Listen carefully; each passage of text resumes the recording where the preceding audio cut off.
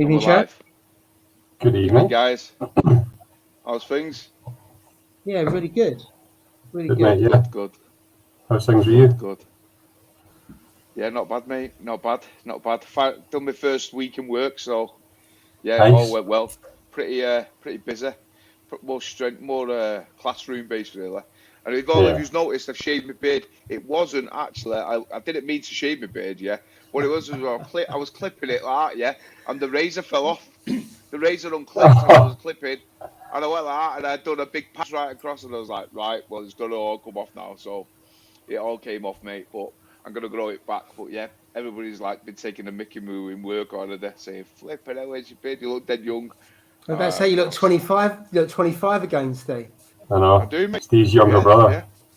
Yeah, exactly, mate.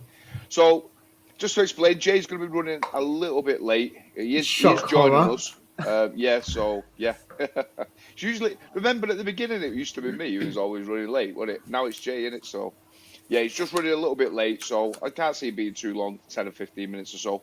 So he is joining us to just to let you all know. But first things first, how's things been going with the Pico tanks and your normal tanks, gents? Good or bad? Good. Yeah. Yeah. No, to be honest with you, mate, it's been a really boring week for tank-wise for me. The water box is just ticking over, doing its thing. I just check it, do a water change every week, and not really done much else with that. The Pico tank it's got a Kenya tree in it. The mushroom that I got from you, Paul, remember the green mushroom that you sent up to me? It's in there, and it's actually doing really well in there, to be fair. I was a bit kind of dubious as to how it would be, but it's doing really well. And I put in a tiny little rock I had with 3 zoas on it. I put that in there as well. So, yeah, it seems to be doing okay, to be honest with you. Pleasantly surprised with the evaporation rates. It's done pretty well not to evaporate loads. Oh, hang on. We need to get an explanation here before I go any further. Good evening. Mate, it's just turned up now. Oh, my God. Unbelievable. So, evening, everybody. Good evening. Are we all good? Good evening. So I ordered my Just Eat at 6:15, my local Indian. Mate, it's just arrived just now. I think it's come on the wind or something. It's that bloody long. So I think Is it still warm? What's that? Is it still warm?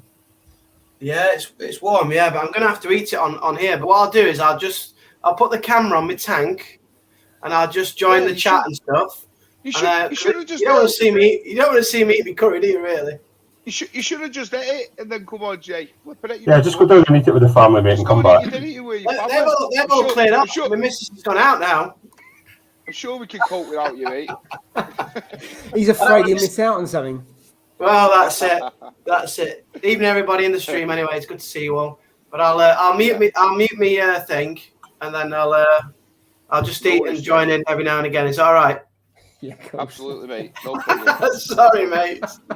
You know, we get it all on these live streams, don't we? Hey. To be fair, it does look good though, doesn't it? That's all right. That is. What have you got, Jay? What is it? What have you got? Butter chicken. It's very English. So I got butter chicken, bit of cheese naan, chips, mango chutney, and papadoms. So it's all good. Anyway, happy Friday, everybody. Absolutely, mate. Absolutely. Good. Enjoy, mate. Enjoy. I will do, mate. I will do. Yes. Yeah. So, like I said, I've started to get the little bit of diatoms in my little Pico. Don't know why that is really. I don't know if it's because it's it's not a new system, is it? Because I've got the sand and the bio ball and stuff like that, and the rock. But the rock started to get a little bit of like brown algae diatom film on it. The zoas are doing well in it, but the frog spawn, no chance. Too early, I think. Or I don't know whether the light's strong enough. I don't know, mate. I don't know. But the zoas are all popping in it, so I think it's just going to be mainly a zoa rock island for me. I don't know if you could really grow as much. I'm not sure. Maybe leathers, toadstools and stuff like that. Maybe them in it, but I don't know about frog spawns and stuff. Maybe I might be shocked. You know what I mean? It might come back, but it's just curled up. It's still alive, but it's just curled up. Do you know what I mean? But Yeah, it's a strange one. I only ever had Diatoms in the 170. I didn't even get them in this 350. You know, when I first started out, I just transferred all my stuff into the tank, added more water, and then put more rock in, put the bioballs in, and I never got any Diatoms. It's just like as if it kicked on from there, sort of thing. But yeah, strange for sure. I don't know what it is. But then with the 170, when you transfer that over, you transferred probably quite a lot of media and bacteria in the rock, didn't you? So that probably helped. Yeah. Because your rock in that one is brand new, isn't it? So you got bacteria in your sand, you got new rock, and then what have you put? Did you put any bioballs or anything in the back? Put one bioball in it. And that was from the sump, so that would have had some bacteria in as well. So you got a bit of a mix, haven't you? Exactly, yeah. So that's what confused me, because in theory, because I put sand in from the tank as well. Yeah. So you got you got your media, and you got biological stuff from there. I've got a mix, so that's why I thought you won't get that. But I had that Diatoms. Now I don't know why the Diatoms is there, because it's just all fresh water. I've done 2 water changes in it. I do them every 5 days. So and I literally take it down to like not even a centimeter in the bottom of it. It's like the whole thing comes out. And yeah, put it in. I've still got Diatoms, so. So Steve, see when you're doing your water changes, are you doing it with fresh water, or are you taking it from your main tank? No, doing it with fresh water, mate. See, I'm doing mines with water from the peninsula. From your tank. When I'm doing a water change on that, I literally just siphon a little bit. So I'm taking about half of it out of the Pico and then just transferring some over. So I don't know, maybe if you could try that, because at least it's giving you a bit. And you've not got any fish in there to give you any waste as such. So that's a valid point actually, true. because like you said, because obviously I've not even tested the nitrates. The nitrates in the tank, I'm not testing it. Has anybody tested the tank, Pico tank? You know what I mean? I not that I'm aware of. Do you know what I mean? But I think there was somebody in the Discord chat thing had tested theirs. Was there not? Did they? Oh, did they? Right. I think there was somebody. I can't remember who it was, but I'm sure somebody had tested theirs. Right. Yeah, no, I've not tested it. So, you know what? In fact, that's what I'm going to do actually tomorrow. I'm going to test that tank. I'm going to just test it and see what it comes in at. I mean, because like you said, I've just got the 2 little shrimps that I added into it. They're still alive.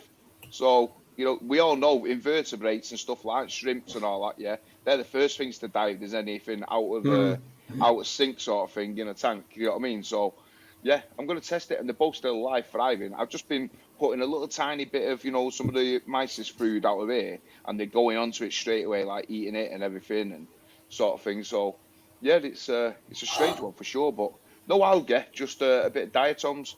So I'm going to do a test tomorrow and see the whole test and just see what it comes in at. You're going to do a nitrite and ammonia and so on as well. I'm going to do the whole test, mate, and see. Yeah. I'm going to do the whole test and just see, really. Just for my benefit, just to see what's going on. I mean, I'm not going to send an ICP test off in it, am I? You know what I mean? Let's be honest. That costs as much as a tank. When you put postage on it, it's the same cost, isn't it? You would also take almost all the volume of water out of the tank in your ICP test, wouldn't you? Exactly. Yeah, it'd be like a 20 or 30% water test, wouldn't it? Water change. Here's one for you though. See, you're talking about invertebrates being quite sensitive. Now, I've noticed that as well myself. You've got to properly drip acclimate them. How the heck do we do that in such a small tank? Exactly. I know. Do you know what I mean? How do you drip acclimate them? You get about 3 drips and that'd be it. Needing topped up again. You'd have to do a water change, wouldn't you? You'd have to take out 400 millilitres, put fresh in, and then use that to mix with the bag of water from your LFS, and that's probably the only way you can do it. Not easy though, is it? Yeah. Well, you know how I did it with those little shrimps? I mean, because I thought it's going to be a bit tight. I know they're mainly for food, aren't they? You know what I mean? I throw them in this tank, and the clownfish go for it straight away. You know what I mean? And the chromus, they all go for them. You know what I mean? So they get it. But I felt dead tight putting them in there because I didn't know what the water was going to be like. So what I did was I took water out of this tank first, out of this tank, and then put it in there to start it. You know what I mean? And I thought, so really, it's going to be all right. So I just dripped them, just in a little bit of water. So it was like, doubled the water. I had them in about maybe a centimetre, and then it went to 2 centimetres from my tank, and then I added them straight into there, and they've been perfect, mate. They've not died. They're still alive. So You know what I mean? And I feed them. So, like I said, it's just a bit of brown diatoms. So we'll just and I started to get a little bit of film. I don't know about you guys on the acrylic, you know, on the glass. I don't know. You know, I had a tiny little bit on today. I actually just cleaned it with a toothbrush. I just put a little toothbrush in and gave it a little wipe, and it came off no problem, to be honest. But what you're saying there, Steve, is nothing unusual for a tank that's starting up, is it? A bit of a film on the glass, diatoms on the sand. You got a combination of new rock and light. Yes. And so then someone's put in the chat about maybe silicates or phosphate coming out of the rock. Where did the rock come from? Was that some old rock lying around, or? Yeah, it was that you know, like crushed rock, what you get from cracking corals. What was it called? With its own purple. It's coloured in purple. What's it called now? Not the aquaforest one. The Carib Sea. One. Life rock or something. It's the life rock. So, but they have them in bags. You see, you know the bits that are broken and stuff like that. They have them like his thing, don't they? So I just said that would be perfect. You know what I mean? I'll stick it on there.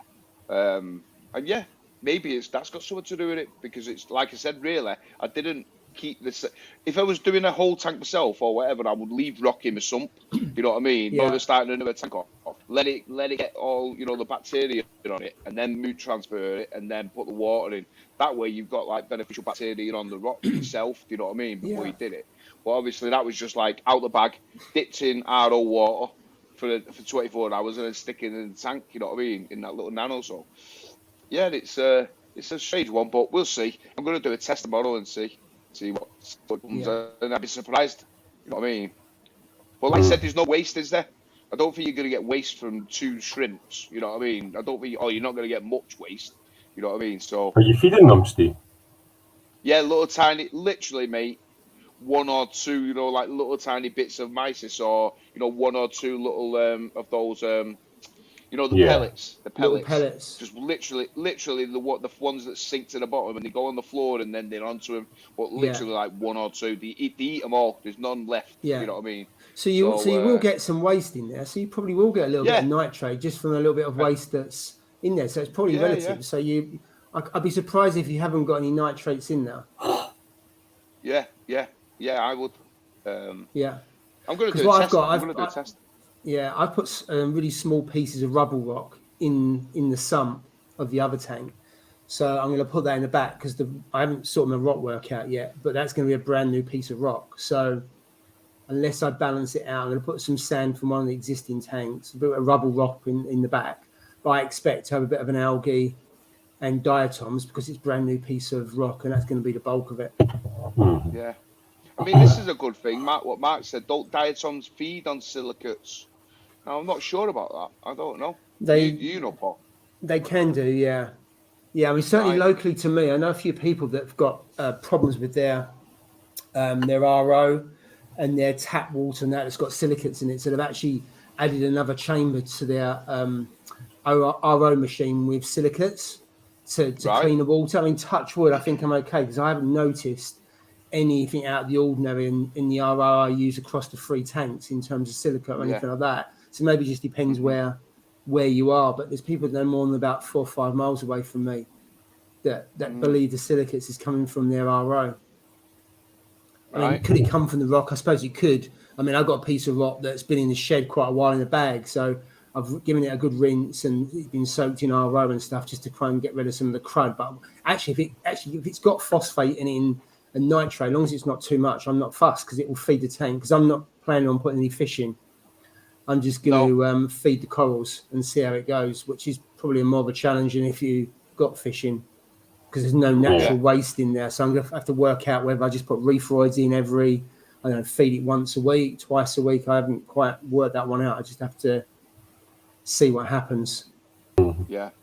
But I'm going to put a recorder in like you have Ross, one of the recorders in there, and then a couple of Zoas to start with, and then see how it goes. And if it goes okay, I might throw a chalice in and see. Because your lights was it 130 par at the top and 60 on the sand bed? Was that right, Steve? Did you say? When I did the part. No, 100. On there, it was 110, wasn't it? 110 high up, and then 60. And it was about 60-ish, down on the bottom, yeah. So things like mushrooms and that'd be fine on the mushrooms would be fine. Recordias obviously is a mushroom, chalice, some other stuff that that likes low light would be ideal in there, as long as it's getting enough flow. Yeah, I'll tell you something. I mean, I know that Kenya trees will literally grow anywhere, but that one I've chucked in probably grew quite a bit in the time it's been in there. So simple, easy to keep things like that are no problem at all. Yeah, I agree. Yeah, I mean, the zoas are opening really well. You know what I mean? And you know how fussy zoas can be. Sometimes you put zoas in and they don't open for weeks and weeks, do they? You know what I mean? Yeah. So, but yeah, they're open really well. So, like I said, it's just that the frog spawn. I don't know whether it's not enough light. I mean, because really, frog spawns and euphyllias should be around 150-ish, shouldn't they? You know, give or take ish. You know, 150. Well, yeah, about 120, 150, and higher maybe. You know what I mean? So, but I don't know. It's just curled up, retracted. You know what I mean? So I don't know. But I had a couple spare, so I thought I'll try it. It's worth a try just to see. And it's just obviously not worked out yet, but we'll see. Yeah, I think if you're gonna try LPS, I've got Duncans that have been in quite low light and they've been fine. Yeah. So I think they can probably go lower light than frog spawn. Although I haven't tested it and haven't tried it, but that would be my feel for Duncan will be easier and a bit more hardy, isn't it? Yeah. To put on the sand bed. Yeah, I would put the only true ways to about silicates in RO is via an ICP. I mean, like I said, we all know I use the dreaded S word, and it goes about what people say. You know what I mean? People say, and more and more things I've been seeing. You know, silicates in the spotless water and stuff like that. And I am edging towards now thinking I am going to do an ICP test like of the RO water. You know what I mean? Just to check. You know, but the amount of water that's adding, you know, from spotless water is basically like tenfold. You know what I mean? So, and I've not got any algae. No, I haven't had algae. I don't think I've ever had algae in it. You know what I mean? So, and I've not had, you know, any bad in it. So, I don't know. You know what I mean? I really just don't know. I don't know with it. Steve, your tank looks fantastic. So why would you? I won't live without an RO machine, as you know. But exactly, you know, you've using that for ages. Everything's spot on. So why would you change it? And also, it's dirt cheap. So you haven't got to worry about buying a machine and then getting some DI resin, getting the big tub, and that's what 30 quid and everything else. You don't need to, do you?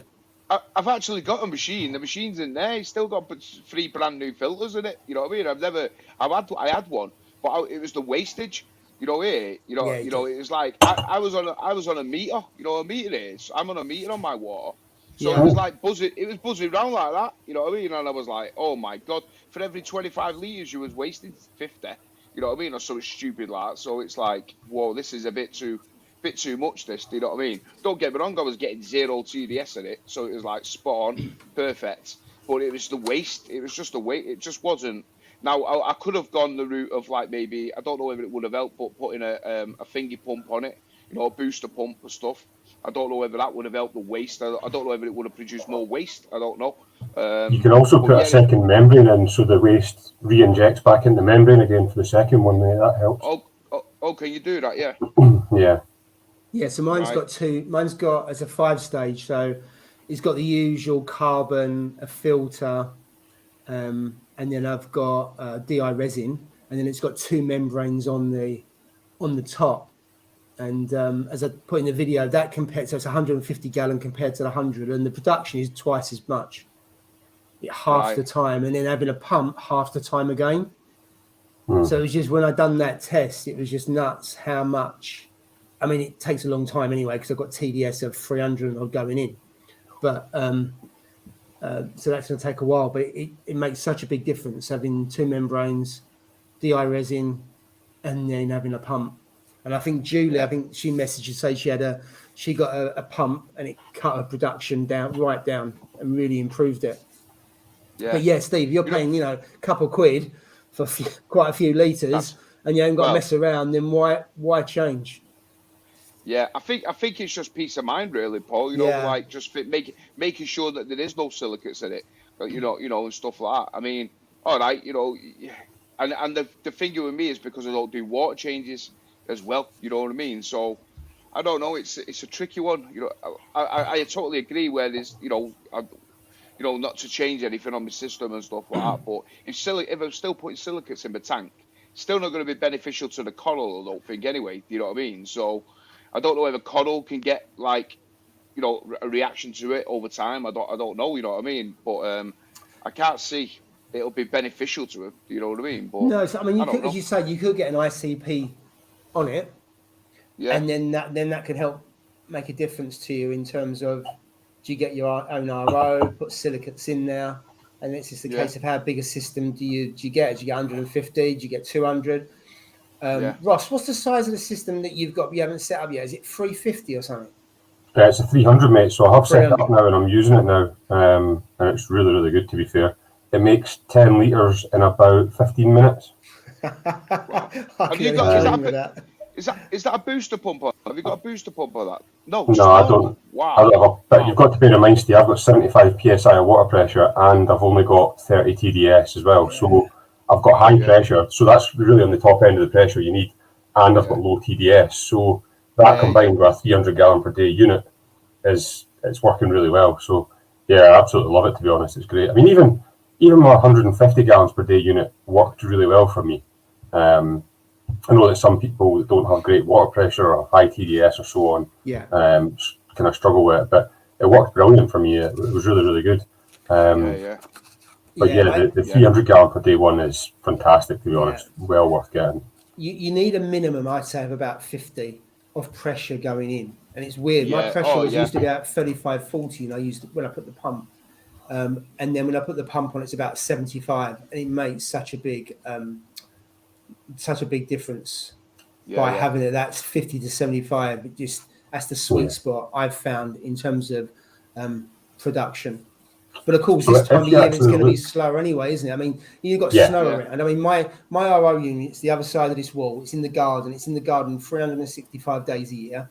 It has a big poly box over the top of it, and it just stays out there. I couldn't trust myself to bring it in because I'd end up flooding the house. I forget about it, and there's water all over the patio, and I think, thank Christ, it's not in the house because I'd end up flooding. Flooding stuff. Yeah. If you actually look on, see the RODI membrane itself. So if you take the membrane cartridge out of the enclosure that it's in, it should be written on there and tell you what supply pressure it needs. If not, you can check the part number and look online, and it'll tell you the supply pressure range. So it'll tell you it should be between, most of them I think is between 45 and 75 or 45 and 80, I think. It's run about that. But it should tell you on that anyway. It might be worn off if it's an older one, but when it's new, it should tell you. So that kind of lets you know. And then if you can set up either with your water supply being fine or a booster pump beforehand, then you're sorted. That really is your best option, to be honest. Yeah.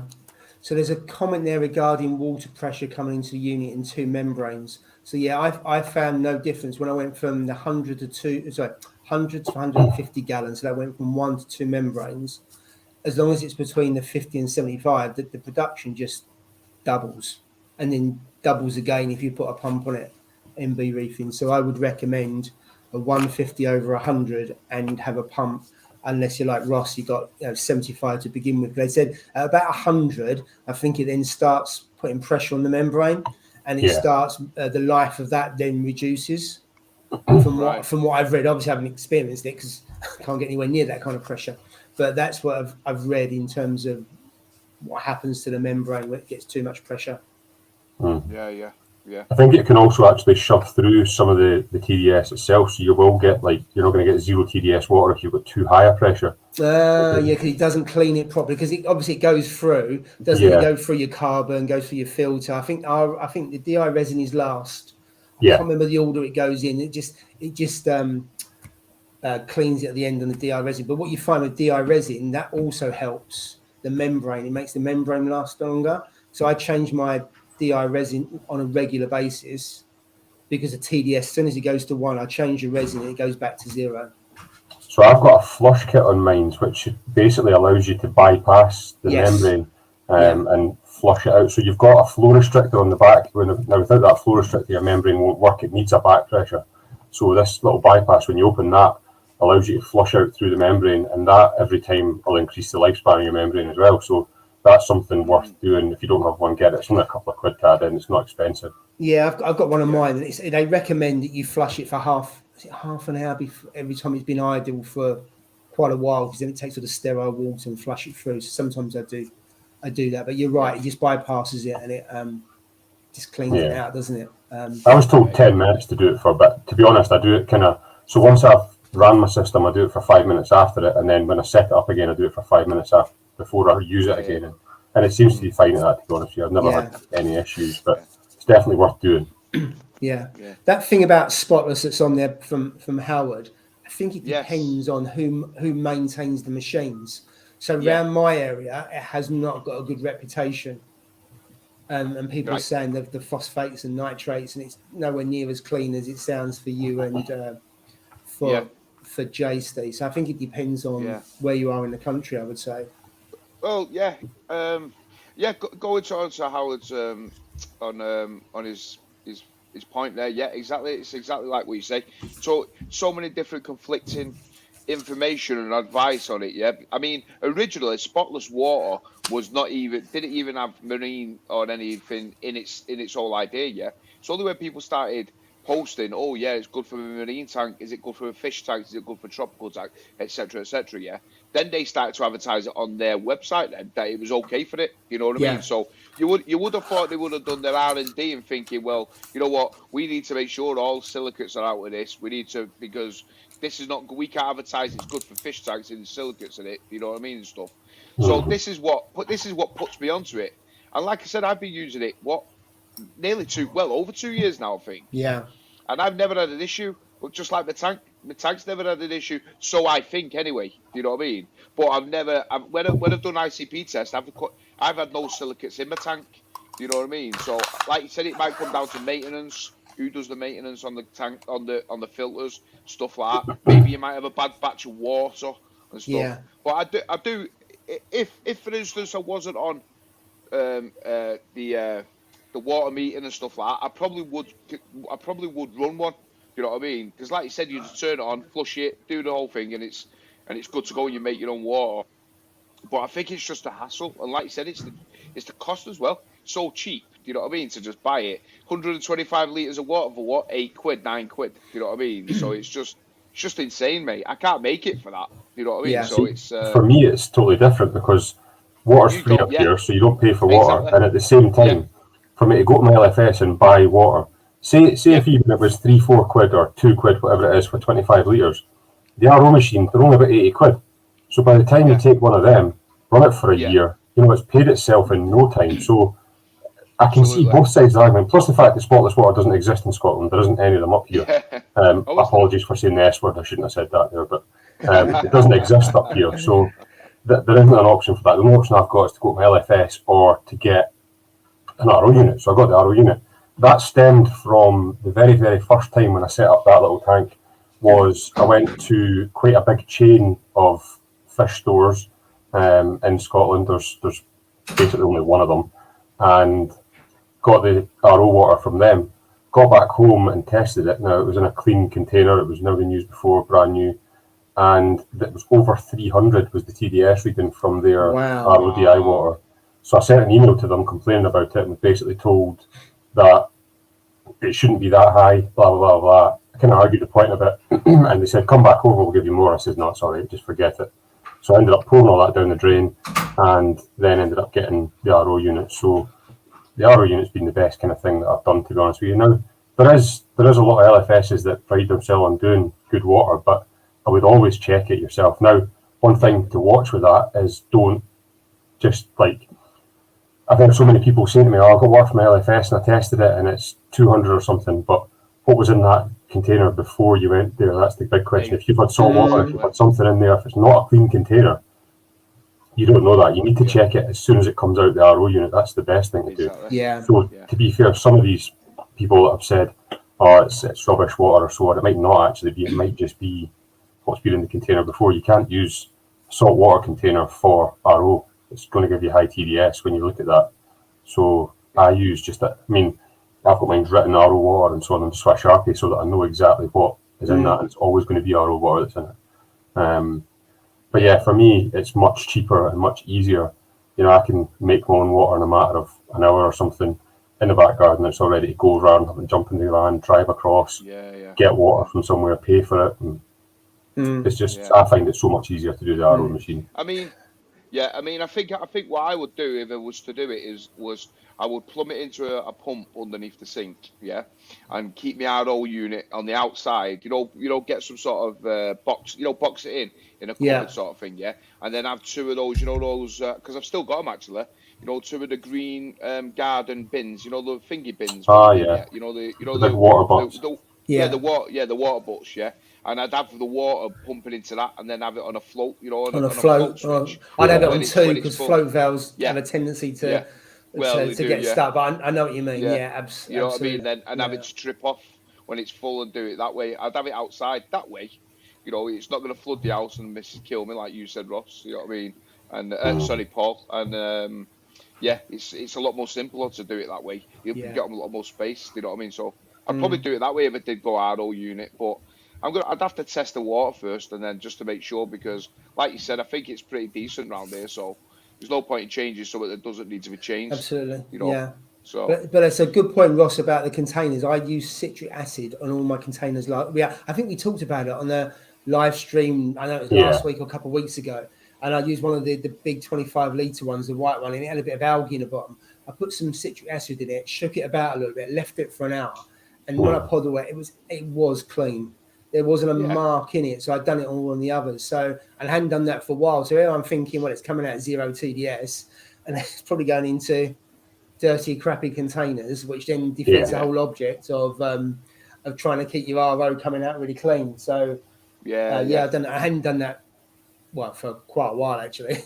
And last time I probably did it was vinegar, and I stopped using vinegar quite a while ago because obviously I've done the citric acid clean with my drums as well, and I actually just used hot water from the tap, mixed it with the citric acid, gave it a good rinse out, filled it up again, just kept rinsing it out with tap water, and then just done a final quick rinse with some RO water, and it's been fine after that. I mean, I can top that up with RO water from the machine, check it once it's full, 0 TDS, leave it for a week and it's still 0 TDS. So I know that they're clean, but I know some folk have had issues with it. Yeah. And there's a couple of comments in around, if you go and get it from the LFS, can you trust them? But also you go to the LFS, you've got petrol, and also you end up buying other stuff you don't need. So that was one of the reasons why I got the machine, because I didn't want to keep them going to LFS. And also I knew I'd buy stuff when I was there. So it makes it even cheaper because you're not spending all that money on petrol. And it's not just that, it's the time out of your day as well. And time's a precious thing for me. And to spend, you might say, it's only 20 minutes down the road or half an hour, but the time you get there, spend half an hour in the shop talking to people, looking around, and half an hour, you could have spent an hour and a half, 2 hours away getting water. It's not economical for me. Like. Fair point. Yeah, like you said, it's not for everyone, is it? You know what I mean? But you just got to do what's convenient for you. Absolutely, I mean, I got the machine when I had a 135-litre tank, which is quite small compared to what I need now. But I just took it as it's an investment and safety as well, in terms of I know what's going in and I know what's coming out, and it's on me. There's less reliance on someone else. Don't tell Jay he's getting some nice colour here. Black Pearl Reef must have fell and bumped his head or something. That can't be him typing. That must be somebody else on his account. He must have his orange glasses on. Yeah, he's giving him a compliment. Hey. That can't be the real man. When he comes back, he won't be. I saw some comments earlier on about power cuts and things like that, and Carl's had a power cut, hasn't had electricity for 6 hours, and people were talking about what they use and stuff like that. So I mean, we've been over it before, but I've got the EcoTac battery backup over here, and then I've got in the shed 2 battery powered air pumps. So for the other tanks as well, and I've used them before. Because as you know, I've had power cuts in the past. And heat, I don't worry about it too much. I think Carl was saying he's got a well-insulated house, so the temperature should drop fairly slowly. Well, I noticed that he said his temperature was down to 19 degrees. Now, I've got quite an easy solution for that, and it comes back from the tropical fish tank days that I've had for years and years. Yeah. And if you do have a power cut on the tropical side of things, what I used to do is I've got a little camping gas stove that I keep in the garage for obviously going away camping and things like that. I just brought that in, boiled up some water, put it in a kind of plastic cola bottle or something like that, and then sit it in the tank.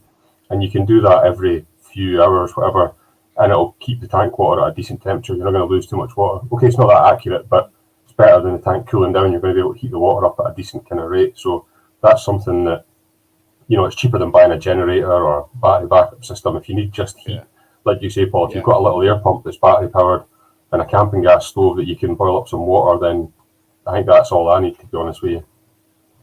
Yeah, I did.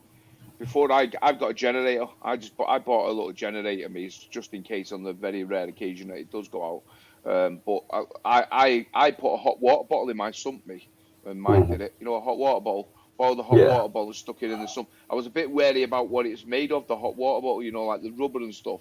But it didn't do anything. I just left it in the sump and did it like that. And then on the other occasion, I'd stick it in the tank, you know, when it went off. But it didn't stay off long. It was literally about a couple of hours, so it wasn't too bad. It wasn't. But anything like this is what I dread, is weather like this where it could trip the electrics. Yeah, it's my worst nightmare. You know what I mean? And it's probably all of our worst nightmare. You know what I mean? Tripping it off, and there's nothing you can do. And you're not in. Yeah, and you're not in. Yeah, exactly. Yeah. Well. I was at work today, and the KH keeper went offline. Yeah. So I thought, hey, this is not good. Never got offline, yeah. So I'm like, hold on a minute. So I was like, I thought I'll go on the Apex. So I went on the Apex, yeah, and lo and behold, offline. I'm like, you are crapping with me. What the hell's going on here? Like, so I was like, answering the missus, where are you? She phoned her, where are you? She went, I've just dropped the daughter off at school. I said, get back home. Go home, because I'm not going to be home for about another 6 hours. So get home and have a look just to see what's going on in the house. Anyway, she came home, and lo and behold, the electrics had tripped. They tripped the electric. Wow. Yeah, they tripped. So it shut the Wi-Fi off and everything. So she switched it all on. She called me back and said it's gone back on, but I don't know how to do your lights because the other lights, because obviously the Apex is only like 6 plugs in it, yeah. So the other two of the lights are linked into another unit.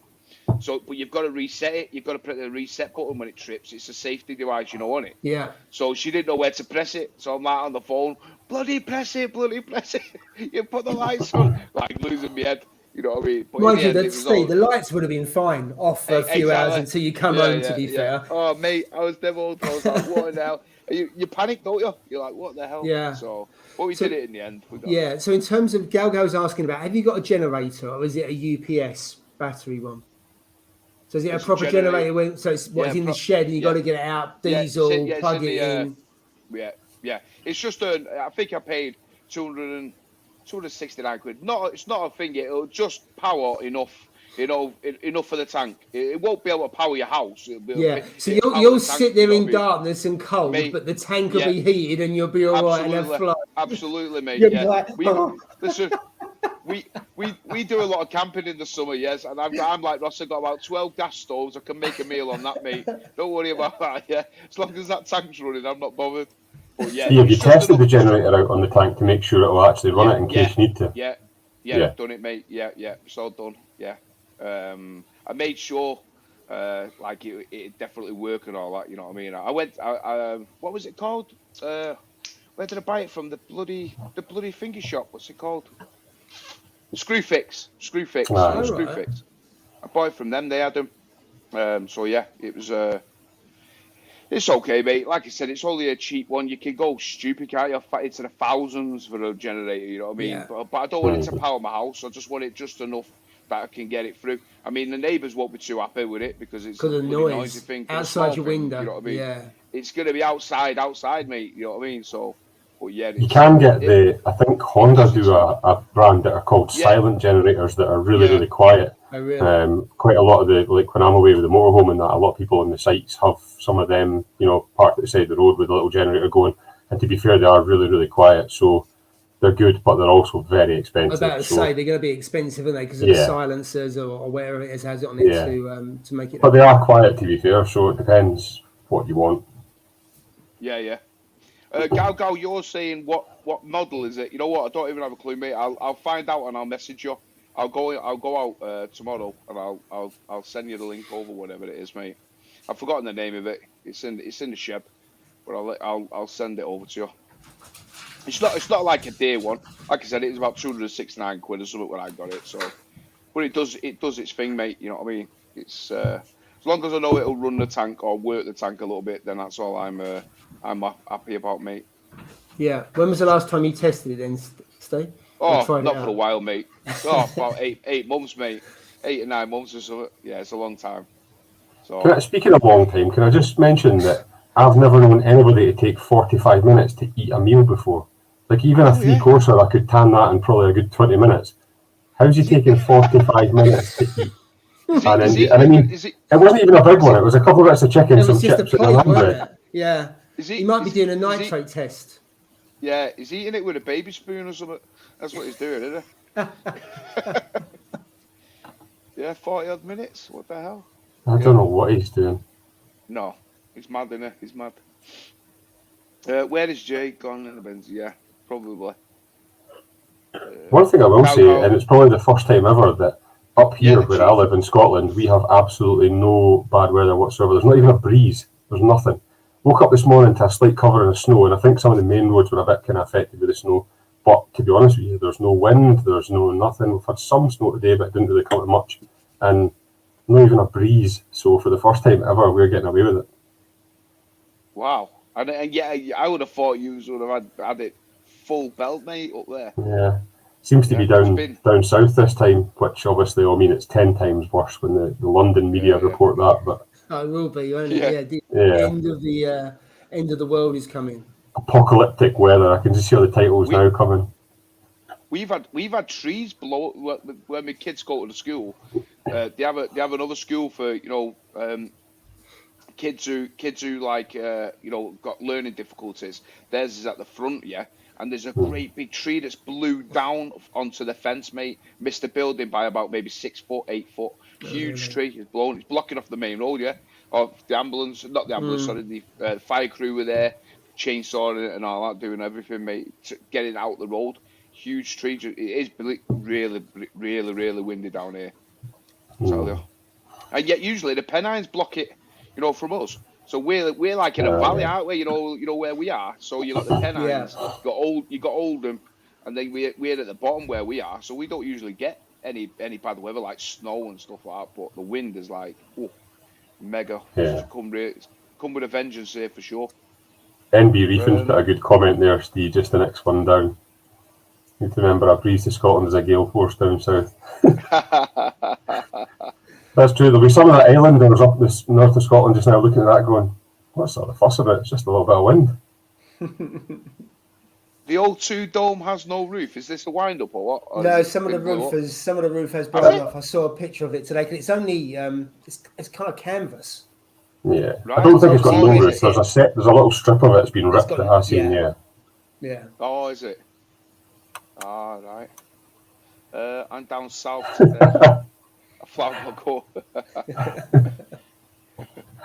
Yeah. Spurs ground is moving.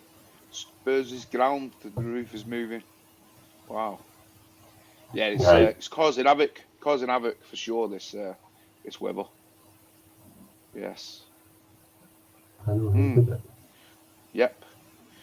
So as for the tank, the yellow coral that I added into the tank, which is there, isn't it? Yeah. There, still yellow, so it's not too bad, mate. You know what I mean? It's not turned green, it's not turned brown, so I'm quite happy with that. You know what I mean? But yeah, it's. So is it settled in? Polyp extension, all that, all okay? Yeah. In the evening, when the lights go out, your polyps come out even more, so ready to get feeding. Yeah. So I've been putting in a bit of the phyto, just a tiny little bit of phyto, and some of the the aquaforest elixir or Lexar, the aquaforest elixir. It's like a coral food type thing as well. I've just been dosing a little bit of that, for the corals in the when the lights are completely out. When all the polyps are out, especially on the SPS. Gal's put, did I get it? No, I didn't get it from Kraken, mate. I got it from Out of the Blue. I forgot you met up with Galgal, didn't you? Yeah. I did, yeah. I met up with him on on Sunday. Fantastic lad, brilliant lad. Yeah, we had a good chat for a few hours. And it's good that you and Gaga are both at the same LFS, though, isn't it? Yeah. Well, it only takes me an hour and what? Sorry, an hour. Only takes me 25 minutes. You know what I mean? 25 minutes. It takes him about 7 hours, though, doesn't it? 8 hours, whatever, in a return trip. Maybe more than that, but yeah. Oh God, that frustrates me to death not being able to go to an LFS store. You know what I mean? Oh, yeah. It just drives me mad, that, you know. I mean, I go to an LFS store, like, just to see what they've got, you know, like, not to specifically buy anything. I go there just to have a look, have a chat with the lads, you know what I mean? And basically just have a little bit of a wander, you know what I mean? Not all the time I go to a store just to buy things. I go there, like I said, just to have a bit of a nosy, really. Yeah. You know, but how many times have you went to an LFS and came out with nothing? I don't think there's many times I have. Yeah. There's the answer to the question. Very good point. Very good point. I go with that intention. I go with the intention of not to buy. You know what I mean? But like the phrase "I'm just going for a look" never ever works with LFSs. There's stores that you can say "I'm just going for a look" that you're genuinely just going for a look. But when it comes to fish shops, there is no way that you can just go for a look. It doesn't happen. No. Yeah. True. Yeah. Is it me or is Jay froze? Oh, there he is. He's frozen. He's back now. Oh, wait a minute. Maybe it didn't take him 45 minutes to eat his curry. Maybe he's just been frozen for the past half hour. It was a 5-course curry, but he is frozen again, isn't he? Yeah. Is he frozen? He needs to unmute himself. Unmute yourself, Jay. He's on the Deliveroo Wi-Fi. Yeah. Can you hear us, Jay? He's still connected to Just Eat. Can you hear me? Can you hear it? Yeah. That wasn't even my tag. It was just a picture I'd put. Right, so we need another explanation, Jay, as to how it took you 45 minutes to eat your Indian. Yeah. We want to know, Jay, why it took you 45 minutes to eat that little... We want to know how it took you 45 minutes to eat that baby portion plate of curry. It's a nice. Is my connection bad here? It's a nice Indian. So I wanted to. Let me rejoin. I was going to say, did you eat it a grain at a time? It's a nice Indian, so I wanted to thought. I don't quite know where that was going to go there. How you can spread that. I wanted to enjoy it. I wanted 45 minutes. Oh my God! So Galgal, is that the first time you've been to an LFS? In 2 years? First time in 2 years, yeah. Wow. I'd be dead. I wouldn't be in the hobby. No chance, mate. I couldn't. No, that's terrible. I couldn't do that. No chance. Has anyone experienced the Coral Centre? Nope. No. Never heard of it. I've heard of it, but I'm not too sure. I've never used it. I've heard of it. I'm not too sure where they are. The name rings a bell. I've seen them advertised online. They've got like a little kind of man that's made of like I don't know if it's a torch or an enemy or something, like their logo, but I've never used them. I don't know anything about them. Right. Jay, are you there? There's Jerky Jeans back again. Are you there, Jay? Is it still jerky? Yeah. We can still hear you, but it's just the picture is actually jerky. Listen, we can justify it because it's probably a bit windy up where you're from, innit? You know what I mean? So we can we'll justify that. What, after the curry? Yeah, after you curry. I think look at some of the comments, Steve. Like falling. Some of the comments are brilliant. The Wi-Fi cable, I think, is falling over outside. Go and fix it then, Jay. Okay. Yeah. Go into your LFS. I can't see anything. I can't even hear anything here. Can't you? It's a good job. Jay, we'll send you voice notes, mate. We'll keep you up to date with voice notes. Don't worry. Yeah. You've only got 55 comments to catch up on. Oh my God! I hate it when the group chat just explodes and I don't, and I can't answer to them. I don't know what's going on. But this is like I'm gonna have to leave again. What's going on here? Sorry. Yeah. Sorry about this, guys. We're having some technical issues. Well, it only happens every week. Steve, go and put Stu's Reef's comment on. That's an absolute belter. Where's the that very last one. Very last one. The last one. Sorry, Paul. Let's see. It's brilliant.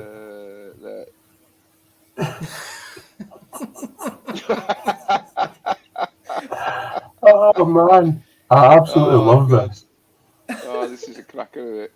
You know what? Actually, I'm surprised any of us could get on Wi-Fi to Madrupo. The wind is crazy, and it's insane. Yeah. So Steve, so going back to the Aquapora, so it's looking good. Yeah. You're feeding it. Yeah. Have you made any room around it so it gets decent flow from all sides? So it actually kind of grows out as they naturally, as opposed to if you haven't got it on one side, they go a bit deformed looking, don't they? Or they can do. Yeah. Well, to be truthful, it's like a lot of the SPS on there now. Now you know that green Ceratopia which is here, which was growing out of the water. If you look there, can you see there? Yeah, that have actually snapped. So it's all one level now. So it's all the same. Yeah. So basically, all the SPS are all one level. You know what I mean? I think it just looks a lot better, mate. It looks a lot neater. It's a lot better. You know, it just looks a lot tidier. You know what I mean? And the one where the yellow coral here, that one, the new one where I put that. Basically, what I've done is there's a green one around it, and I've just snapped the twigs. You know, snapped the little branches, and I put them in, and I put them in the graveyard. So you know, I thought they'll probably grow into trees or something. You know what I mean? So yeah, it's a bit of a nightmare, mate. Yeah, so it's I threw them at the back of the graveyard, and we'll see.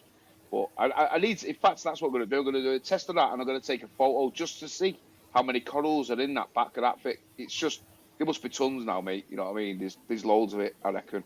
But I'll do that tomorrow and post it up on Instagram or something. But yeah, it's doing really well, mate. Like I said, the polyps are extended, colour's still there. In fact, the colour seems to have got a little bit brighter. If you know, look at it, when I looked at the other one, I mean, all right, I'd only just added it. It looked a bit washed out. It looked a bit washed out because obviously it's been travelling and stuff, back and forth. So it looked a bit washed out, but yeah, it's really yellow. You know what I mean? So I can only hope that it stays yellow. But we all know yellow corals don't tend to stay yellow. You know what I mean? They go green, don't they? As a rule. Green. Well, you might be lucky, and also there's I can't remember what. I know on the Red Sea colour range, there's certain things you can feed the tank, isn't it? That's for colour and for yellow, but I can't remember what it is. But it might be worth looking it up. I don't think it's potassium. I can't remember, but there is something that maybe help you. Reef Dog always talks about the coral centre. It's a bit too far away from me. Yeah, right? So that means he's back on the south coast, isn't it? Around that area, I think. It's Reef Dog's area. Yeah, must be. Coral Centre is, where are we? Bridgeworks, Fontenay Road, Titchfield, Fareham, PO15. No idea where that is. So PO, I think, is Portsmouth way as a postcode. Portsmouth? Yeah, I'm sure postcode PO is Portsmouth. I could be wrong. Yeah, it's just outside Portsmouth, mate. Well, there you go. Yeah, so, yeah. Oh, can you believe that? Stu's Reese, but I work in IT. And that has been a genuine question from the customer if Wi-Fi escapes through a window. Stu, was the customer called Jay by any chance? Yeah, Jay from Stoke-on-Trent. Yeah. I bet you, it's another great question you've got as well. Oh, that is a classic, isn't it? Yeah. So Reef Phyto, I've used them before. When I was culturing for clown fry, so I bought some phytoplankton from them, some rotifers, and I thought the quality of the stuff was really good from them as well to start things off. I bought from them. You know the kit. I bought the phytoplankton kit. You know when it came in the plastic jars, you had the big plastic tubs, didn't you? And you had the whole kit where you could make your own. I did that, and I did do it. I made a few batches of it actually. But it was time. Same as like Ross says, it's time having to do it, and then you'd have to drain it, put new water in it, and it was just like, you all know me. I hate doing water changes at the best of times. So like changing all the water and all, it was just driving me mad. I just didn't like it. So I know it sounds crazy, but time's one of the biggest things in life for me. See, if you put a price on your time, it's unreal. Absolutely. I mean, you're only getting one shot of life. You need to make every single minute count. There's no point in saying, I'll just take. I'll I'll take an extra 3 hours to do that. If you can do it quicker, do it quicker. That's the way I look at things. Yeah. Especially what we've all been through. You know what I mean? You know what I mean? Over the past 2 years, time is exactly like you said. It's the most important thing we need for sure. We've all in theory lost a couple of years of our life. Okay, it could be worse, but exactly. I mean, when was the last time that any of us have had a decent holiday? You know, all that kind of stuff. Time is the biggest thing. So if you can save time in any way, then brilliant. Yeah, absolutely, mate. Absolutely. What we're saving time with? Hey, that's a lot better. I think I've missed a load of time here. You missed an hour of our time. Sorry, I don't know what to say. It's the classic. I don't know what's been said, so I don't want to look stupid again. Okay, so before your connection drops again, Jay, the main question is, how did it take you 45 minutes to eat that little kid's plate? That's what everyone wants to know. I'll go with Paul's excuse. I was eating each grain one at a time. No, I was. I went. To be fair, I did go back downstairs and sat with my little boy, and he ate his and I ate mine together. So that's okay then. I see you're blaming your son then for 45 minutes to eat a meal. Okay. Well, nine-year-olds take a bit longer to eat, don't they? Yeah. But to be fair, he can build a pico tank quicker than you. Yeah, the Lego. Yeah. Oh yeah, it's still here. Look, absolutely love that. He's done a good job of that, mate. I must say. We won't go into mine for the time being. Is he more on two sides? More on two sides done? No. It's okay. He must have built the tester tank. The little practice tank, he built that. Yeah, fair point, Ross. The tester tank. He's got to have built that. And it still looks crooked. That does not look straight. No. That's a test piece, that one, Paul. It was a test piece. Right. So I'll tell you my logic behind this. So obviously I'm on holiday now. I'm on the school holidays. I've got a week off. I can spend my time meticulously, like, I don't know, gluing it, getting the right angles, and make sure I do a good job of it rather than trying to rush it. So I thought, right, I'll take the embarrassment for one more week of not building it. I'll take the hit, and then I'll build it this week. It's the half-term holidays. The weather looks shocking. Obviously, I'm not at work, so that's even better. So I'm going to do a proper job of it. I am worried about this challenge. I keep telling you this. So what you're trying to say is, are you trying to say that it's going to be ready for next week live stream? Guarantee. Guarantee.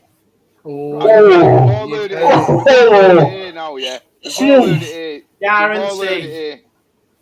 we know the to this, Jake. And if it's not done, you have to host the following week.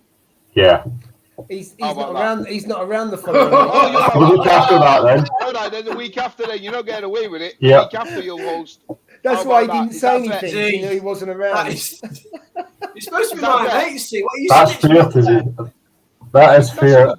I'm with that one. Absolutely. Yeah. Come on, Jake. The most liked man on YouTube here, who always gets 100% likes, has just stitched me up. I'm not liking you at the moment, Steve. Hey, Ross gets 100% likes, mate. I don't get it. Steady. I'm not the people's favourite here, mate. No way. Hit the like button hit the like button if you haven't hit the like button for Steve. Yeah. How many likes have we got so far? It's the best luck for the last week there, Steve. So it's definitely worth a thumbs up. Come on, there's 58 people watching and we've only got 23 likes. That needs to be sorted out. Something different about Steve as well. What's happened there? What's that, mate? You look different for some reason. You look younger. I know I do, don't I? Hey, yeah. You do. I was trimming my beard and the actual beard clip flipped off. You know, when I was trimming it and the clip. Flipped, the beard trip, and I went like, and I just had a big bald patch underneath. I was like, well, I'm not having that, am I?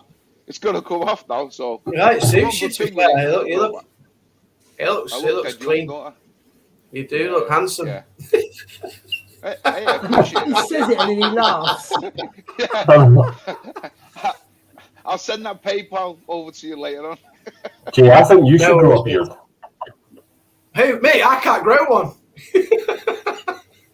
I'll have little gaps in it and stuff, little bits. I can't grow one of them.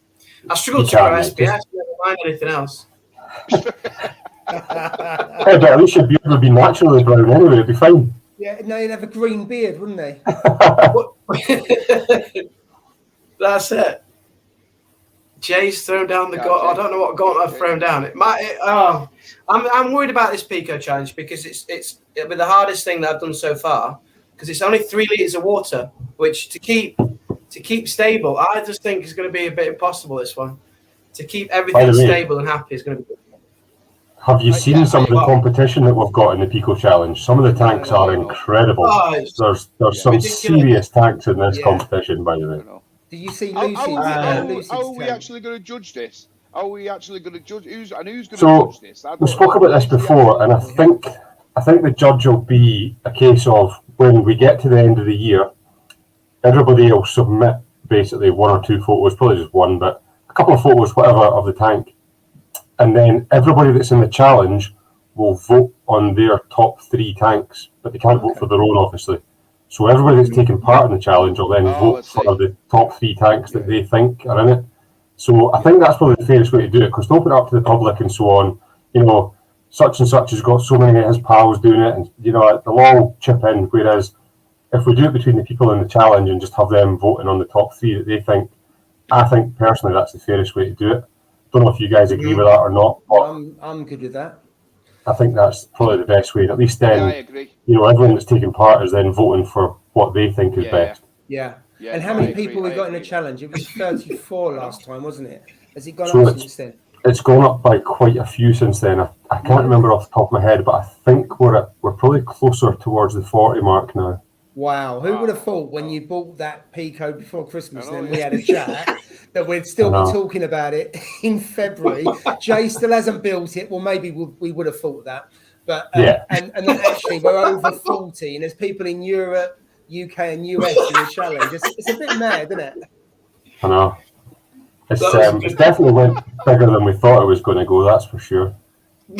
Paul, Steve said, have you got any more fragging live streams coming up? So I'd like to do a Zoa. The problem is Reef Dog does a live stream now every Sunday, whereas he didn't before. So I'd like to do it on a different night. Because if I don't want to clash with him because I'll have no one watching. I don't do much on a Tuesday. That's what I do. Have I got to do it around your timing, have I, Jay? Well, that'd be Tuesday night. Nothing. Oh no! Wait a minute. The football's on a Tuesday. Paul, you could be doing some fragging, Paul, and Jay could be building his Pico at the same time. Yeah, there you go. No, everybody tune in to see that. The only problem with that is the water in Paul's tub from his fragging would have evaporated by the time the stream was finished with the his tank. All the Zoas would have shriveled up. Yeah. Oh God! It just take your time with things. You don't rush anything in this hobby. Hey, Lauren, good to see you. Lauren. Yeah, so Lauren has a live stream on Sunday, 12 o'clock UK time with Reef Dog. Yeah, she does. Yeah. So I'll be tuned in for that. Yeah, I will. For sure. What about yours on a Thursday night, Paul? Nothing happens on a Thursday night. Could do. You could get us all excited for the weekend. I'm definitely going to do a Zoa one. Just a case of when. I think the Zoa one will be quite good. It's a popular one that, especially people that have never done them before, would be quite interested. I just got to be PC. So I've got to wear goggles. Well, I kind of got goggles, but if I get away with them, I'm gonna have to wear gloves. I'm gonna have to wear, PPE and everything else, because otherwise I'll get complaints around bad practice and trying to poison people and stuff like that. So I'm gonna have to be on the money with my health and safety, as I'm gonna get ripped otherwise. To be fair though, you probably should, because it is quite a dangerous thing. If you get that in your eyes or in your bloodstream or something like that, it can be quite bad. Yeah, no, you're right, but I don't think I've ever worn gloves before to do Zoas. I do, to be fair. I do always wear gloves when I do it, but it's probably just through fear more than anything. If any of we City Reefs just joined in and more, if any of you are not tuned into his YouTube, just get over and watch it. It is so funny and so his couple of ones what he's been filmed have been absolutely hilarious. It's been I've loved watching. I don't think I've seen them before. He's been doing about what's it called? The Aptasia gun. I think it's the Aptasia gun. I think it is. Oh yeah, I've seen that. It's good channel. Really good channel. Is it the guy who complains about holding it down? Yeah, holding a button. Yeah. Yeah, I watched it. I sent him saying, "Well, you don't have to go to the gym." He said his arms was aching, so he's like, "Yeah." Yeah, but it should have a little lock switch on it, so you can just lock it. Yeah, is this the laser one? Yeah, the ITC. TMC. Reef Delete. ITC one. Reef Delete. Right. So I'm going to throw this out there and say that everybody that I've spoke to that's purchased one of them has been really disappointed with it. People who've had one for free say they're brilliant. So I'm going to trust people who've purchased them over anything else. And I've actually spoke to fish stores who've had them in and said they're really disappointed with them. So I don't think they're all that, to be honest with you, especially with the price for them as well. I think if you could 200 quid, isn't it? 240 quid, mate. Oh wow. Yeah. But in fact, I think they're more than that, because I'm sure Queen City Reef said it was $400 because he's in America, and I'm sure he said it's $400 and he was saying like it's basically, in nice terms, it was trash, because you can't, you're forever. But I mean, the situation is with it, you've got to go on it and you zap it, you do whatever you need to do, yeah, and then you've got to hold it for 60 seconds. That's on each one of them. So if your tank is completely full, mate, it's not like it's not. You'd be there for He's got an 8-foot tank, mate. You know what I mean? And I think you've got to do them several times as well. You can't just do one treatment. It's like 3 or 4 treatments on one. Yeah, you've got to go. Yeah, you've got to it's not an impressive bit of kit when you actually look into it. I think when you see it on the first kind of view of it, I thought, wow, that's impressive. But when you look at it properly, I'm not impressed with it in the slightest, to be honest with you. No, I'm not. And I mean, it would be so easy for them to have a little latched button where you just press it once to switch it on and press it to switch it off again. That would be so much easier, and it'd be so simple to do that. But I don't think it's good at all, to be honest with you. No, exactly. I just think it's a flawed system. If you ask it, why would you have to go over an Aptasia 3 or 4 times to get it killed? I just thought. I mean, remember the old lasers that people used to shine through the glass? Remember them? And they used to shine the laser right, and it'd burn it and zap it straight away, and it'd be gone. Now I don't know if it affected the glass or not. I don't know, mate. But there's a comment from Chris Allen, Lancashire Reef, said you need to do it a couple of times every day over 3 days on each Aptasia, 90 seconds to 2 minutes. No thanks. Blimey. But also, if you zap it once, does it not release the spores? Because they have a defense mechanism, don't they? You know when? I mean, obviously that's squirting something into it, and if you don't get it properly, it then gives out the spores, and you have a bigger problem. So I'm assuming because you're zapping it, it's not having its defensive mechanism of thinking I'm dying, and then it unloads loads of spores. I'm assuming it doesn't do that, but I don't know. Galgal said the 299 quid. Yeah. No thanks. Yeah, so that's $400. Yeah, it's about $400. That's exactly what it is. Yeah. Wow, no chance. The only people that I've seen saying that they're really good are folk who've been given them for free, which kind of taints my opinion of it, to be honest with you. Everybody else who's paid for them... I don't understand why they would do that. No, I know.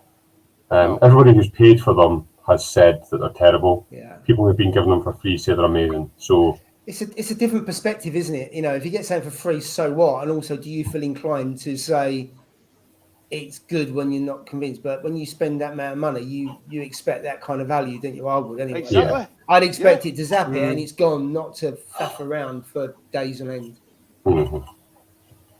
Yeah. I mean, we spoke about this before. I mean, if you get something given for free, for me anyway, you're kind of obliged to have an honest opinion of it, regardless if you get it for free or not. You need to be honest. There's no point in saying this is the best thing ever when it's not. I totally agree, and I'm not being funny. Yeah, if you say something's good and then the person goes out and buys it, and then they realise it was crap, then they're not going to take your opinion.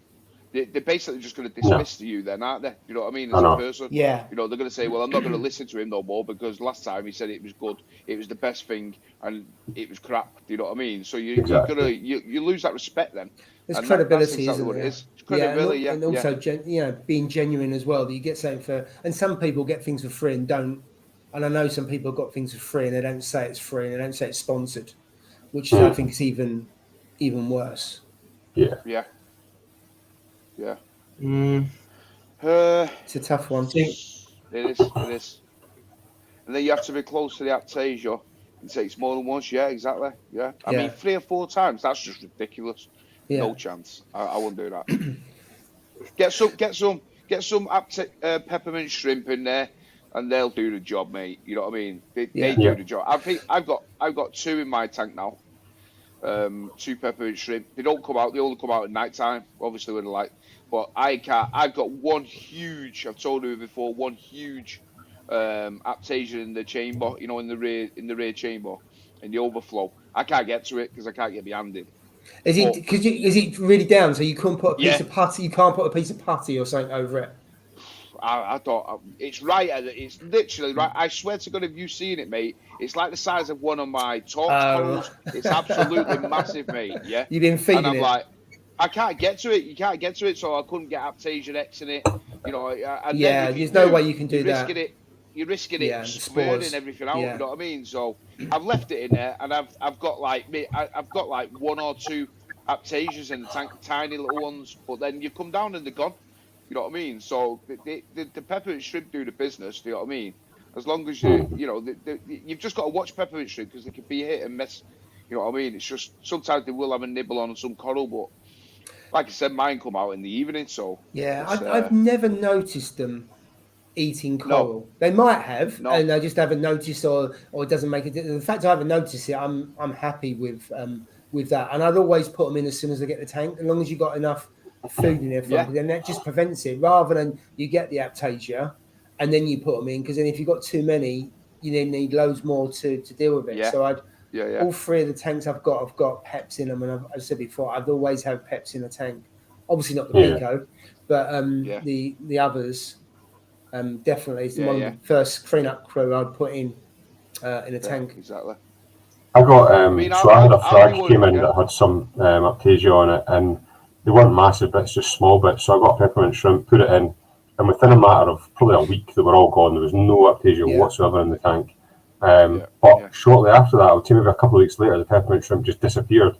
I never ever found the body. I never found anything at all, and I've never seen it since.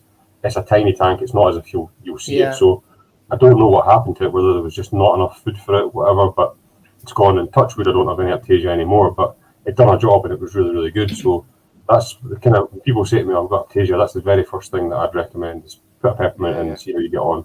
They won't eat massive ones, will they? They're just only going to eat the small ones. They don't touch the bigger ones, so they'll only go after the small ones. My theory on their hit and misses, I think they go after the spores first.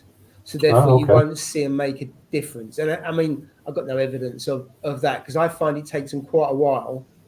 If I was to add them, if I used to get them, I used to put the peps in after them. It'd take ages for them to touch it. Or they're going one side of the tank and not the other. So I do wonder whether they go after the really small ones that you can't see first, and then they go bigger, but they won't touch the big ones at all. So on the bigger ones, I get some putty, just put the putty over it, and that does the trick if I have a larger one. Filefish are hit and miss though, aren't they? They sometimes have a nibble on some corals and all they that. Do. They like soft. They like trackies and acans and all those. Acans. Yeah. So I don't think I would get a filefish. I wouldn't get one personally, just in case it ate torches or anything like that. I wouldn't get. But like you said, peppermint shrimp can turn rogue, I suppose, and it's just one of them things. You just got to be careful. Like, if you see something like going, being disintegrated, you're gonna go, hold on a minute, what's going on here? You're gonna narrow it down a bit, aren't you? You know what I mean? But touch wood, I haven't seen anything like that in my tank. But I've seen stories about things like regal tangs eating coral, going after trackies and the softer corals as well. So you can get a rogue fish, can't you? Even if it's not renowned for eating or pecking or bullying or anything like that at all. Lawrence put, can you get Australian stripies over there? Never heard of them. What are they? Never heard of them. Somebody Google that. Australian stripies. Australian stripies. See what it is. Sounds like a beer. So Jay, I was going to say, did you get the? We talked about the check valves for your dosing. Yeah. Did you get them in the end? Because I must admit, I bought some the other day because I've set up the doser again because I'm just fed up manually dosing in one of the tanks. And when I bought one, I thought of you about had you set them up and everything else, and has it made a difference? Yeah, it's made a huge. So obviously my magnesium line, it just hasn't dosed properly for a while, and then my magnesium dropped. That's the first sign. Like my LPS just looked really sad. The torches were retracted, lost a bit of colour. So I looked at the magnesium level, and there was so much air, like we showed you last week. There's like air in the pipeline. So then you told me to get the check valves, and then who was it? There's a guy who messaged me on Instagram. Just trying to find his name now. Is it Brett? Maybe. Anyway, there's a guy. Oh, Ricky's Reef. It was. Oh yeah. So Ricky's Reef. If you're watching, I really appreciate it, mate. Thank you so much. He had the same problem as well, and he said get some check valves. So let's get you off the stand a second. I'll show you where it is. It's nothing too exciting, but it's a problem that I had that I just thought I had it. But it seems like a lot of people kind of have air trapped in the dosing line. I think the issue is when you dose small amounts, you don't have enough going through, do you? So therefore, you put 2 milliliter through there, that's hardly anything. So I've done the same. I've put mine within about an inch of the actual container as well, so it stays obviously. You can see it all right, Jay. So yeah. So it cost me, I think, about £4 on Amazon. Yeah, just cut the tube and then insert. I think the same as mine. I got 4 or 5 for £4 or whatever it was. They look similar. To the ones I got. Yeah, I think it is the same ones. Actually. And you can see that obviously the fluid's just sitting in the pipe now in the dosing tube. Yeah. So problem fixed. Perfect. Yeah, really quick little fix, and I just need to thank everybody on the live stream really. And you're helped me out because I didn't know how to fix it really. And your pipe is only about 6 inches away from the container to the doser. Mine's about 18 inches, so. I had to dose quite a lot for it to actually work, but it's really helped mine as well. But I've been manually dosing, but manually dosing is just a pain. All you do is forget, and it's not reliable. So I'm now at the stage where all the tanks need it again. Yeah. I just had a look up at the Australian Stripey, and it's actually really quite a cool looking fish, to be honest. But it does say that obviously the origin's Australia. It needs a minimum tank size of 120 gallons. Wow. Is it a big fish? And it also says it's not reef compatible. It doesn't look like a big fish. It says it grows to 6 inches, but it's not reef compatible. So that's about right, isn't it? Yeah, 100 gallons is about 5 foot, because that's the same as that over there. Yeah. So you're talking, mate, we'll go to 6 foot. 6 foot, yeah. Not 6 foot or a larger 5 foot. So you can understand a fish that gets a 6 inch, 5 foot is probably about the max I would take. Or the minimum of that for a 6 inch fish. But it's not reef safe either, is the other kind of problem with that, I would say. But I think what Lauren had said was they smash Aptasia, which is fine, but if it's not reef safe and it needs a 6 foot tank, that kind of rules it out a little bit. For most people it does, yeah, you're right. Yeah.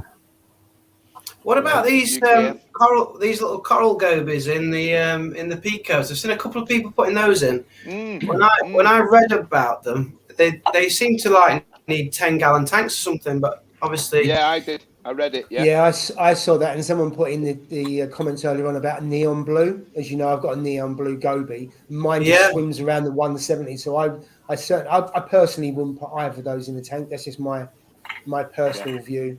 I think for me personally, the tank's far too small for any fish. I don't think there's really any fish that's suitable, to be honest with you. But somebody could prove me wrong. I don't know. But I mean, you've got to think. Okay, it might be okay in there, but is it right? Probably not. Yeah, that's what I was thinking. I thought, it looks cool, but it's probably too. It is too small for fish, though, isn't it? I mean, it's tiny. Yeah. It'd be the equivalent of you living in a cupboard, really, wouldn't it? I mean, you could do it, but it's not even comfy. Well, that's it. I like that analogy. Yeah. Have I missed the giveaway then? Have I missed the giveaway, Steve? You give. Yeah, you missed it, mate. Can't get it, wasn't it? Just getting you back for that earlier comment, by the way. Hey, come on now. Come on.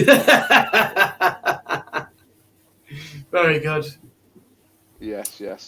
Let's see, Rudra. I would love an orange spotted filefish. Anyone got one? Is it hard and does it eat corals? My LFS has them and they're stunning. A spotted orange filefish. I've never seen one. Is that the blue ones with orange spots? God knows, mate. I've never seen. I don't think I've ever seen one. Let's go have a look. Just googling it. Oh, they're really nice, actually. Are they? Cracking corals. On the website, yes, it's the one I'm thinking of. I think they're quite hard to look after long term, if I remember rightly. And I don't know how reef safe they are, but they're certainly superb looking fish. Yeah. Oh yeah, Kraken's got one. I don't know if it's in stock, but I'm just going to see if it's on Live Aquaria. That seems to be my go-to for any fish kind of information is Live Aquaria. So it's so good. I love that website, Ross. It's brilliant website. Really good. Really good, and you can trust it. Instantly, there's been so many fish that I've looked at and thought, wow, I must have that. And then you go to Live Aquaria and go, these 500 gallons, I'm not getting that then. That's But yeah, Live Aquaria seems to be the font where I go straight to for all the knowledge of any kind of fish stuff, but I can't see it having anything on the orange spotted file. I can't see it on the unless it's called something else. Sometimes the name's under something else, isn't it? When on Live Aquaria. So I found it on another website that says it's not reef safe and needs 30 gallons. It'll grow to 5 inches. Really? Right. Wow. What does it say about care? Because quite on Live Aquaria, it will say whether it's expert or... So it's classed as expert on the care level. It is peaceful, but it's a carnivore, not reef safe, and needs 30 gallons, 5 inches maximum size. So basically, difficult to look after and eat your corals. Yeah. Well, it looks nice. How many times do you see on things like that, sites, where they say not reef safe or reef safe with caution or things like that? They always say it, don't they? They can't put down and say, well, you know what? Yeah, it's perfectly reef safe, and then the next minute, it eats all your, your holy grails and everything that you've got in your tank. You know what I mean? They can't say it, so they list it. It might do, but it might not. I think if you feed your tank well and you keep it fed, you know what I mean, you feed it what it needs to be. Most of them won't really peck your coral. I've never, touch wood, had anything peck my coral ever. Never, nothing's ever not that I've seen anyway. You know what I mean? I've not had to jump up and go, hey, oh, this one's getting evicted. So I don't know. I don't know. I think if you feed it well, keep it fed the tank well, then there's no real reason. The tanks go around eating the little bits of algae that grows on the back wall and stuff, but that's it. Peck, you know what I mean? Yeah, they just peck. Yeah. See, a good comment that's on the screen there, Steve, the one about the new reef elements thing. There's been quite a lot of people asking about that. Yeah, I've not seen this. I've seen it advertised on their Facebook that it's a new two-part thing for raising pHs. They've advertised it. I think they've tried to keep it kind of under wraps. There's a few people testing it. But I noticed today they'd actually posted kind of the information saying that that's what it is and it's going to be released. Now, I don't know what's in it or how it works, but it's definitely, for people who've seen that have been testing it, it is working. So I'm not quite sure how or what it is. But so it's two-part plus pH. Does it raise alkalinity or does it raise other things that's in your tank? Do you know what I mean? Don't know. Or does if it's two-part, then it would do your normal elements in two sections and also raise your pH as well. There's usually they mix it, don't they? Alkalinity and calcium. No, alkalinity would be separate, and you have calcium and magnesium together. I think it depends. I've never used two-part before. I've used the individual elements. It's worth looking into, because if you could do that plus raise your pH and you dose in your tank as well, then that saves a lot of aggro. And we talk about pH a lot, don't we? Yeah, exactly. I mean, talking about pH. Actually, I bought the K8, the HANA checker, for the pH. Yeah. And I basically bought it because I have the HANA, I have the pH probes in the tank. Yeah, I've got one for the one on the KH keeper. That's in the KH keeper, and then I have my Apex one, which is in my sump. Do you know what I mean? But I'm always wary with it. I think unless you get, but we spoke with Ross about it, saying how long they last for, and they don't last long, do they, these probes? Do you know what I mean? I mean, on an industrial scale anyway, I mean, I do this as part of my job with the pH probes. And I mean, these probes, the industrial ones, which are a higher grade than what your aquarium ones are, to be fair, I mean, they're much more accurate. They will last anywhere between 3 to 6 months, depending on the use, really, and then we're replacing them. Now, we calibrate them every 3 months as well. So every 3 months they get calibrated, and they are out of calibration by quite a bit most of the time. That's why we do them every 3 months. Usually instruments we calibrate will be up to a year. These are now down to every 3 months because they drift so much. I know we spoke about it, saying they're about £200 to £250 for the probes that we use. They're actually more than that. I checked it, and they're sometimes up to £400, £450 for a single probe. Wow. So when you compare that to your aquarium probe that you're putting in and thinking, that's going to last me a year, 3 years, 5 years, whatever, it's not. You cannot trust those probes for any length of time. They will be fine to start with, I have no doubt about that. But after 3 months, 6 months, they are going to drift, and you will think that your pH is fine, and it's not going to be. So from my experience in the industry anyway, it's not going to show you the right reading. Yeah. So you need to recalibrate it. I mean, it's a case of how long it lasts, I suppose, isn't it, Ross? Because they do say on there that you should recalibrate. I think it's every 6 or 8 weeks or something like that. How many people actually do that? But certainly on the pH probes I've had, it does say you should calibrate or recalibrate within a short period of time. Yeah, I mean, when we calibrate them, we've got 3 different solutions. So we've got a pH of 4 in one solution, a pH of 7 and a pH of 10. And we'll calibrate it in the 3. So you can basically tell the modules that we use that that's it in 4, that's it in 7, that's it in 10, and it'll calibrate it based on that. A single point calibration will not be enough for that either. So you really need to, I mean, I get these companies are selling pH probes and that, but people cannot rely on them as a single point for years on end. It's not going to work that way. Fair enough. Cut his reef.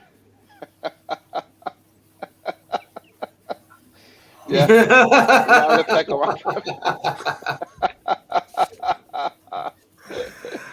Married life, Steve. Married life. Yeah, exactly. Yeah. You and me too. Yeah.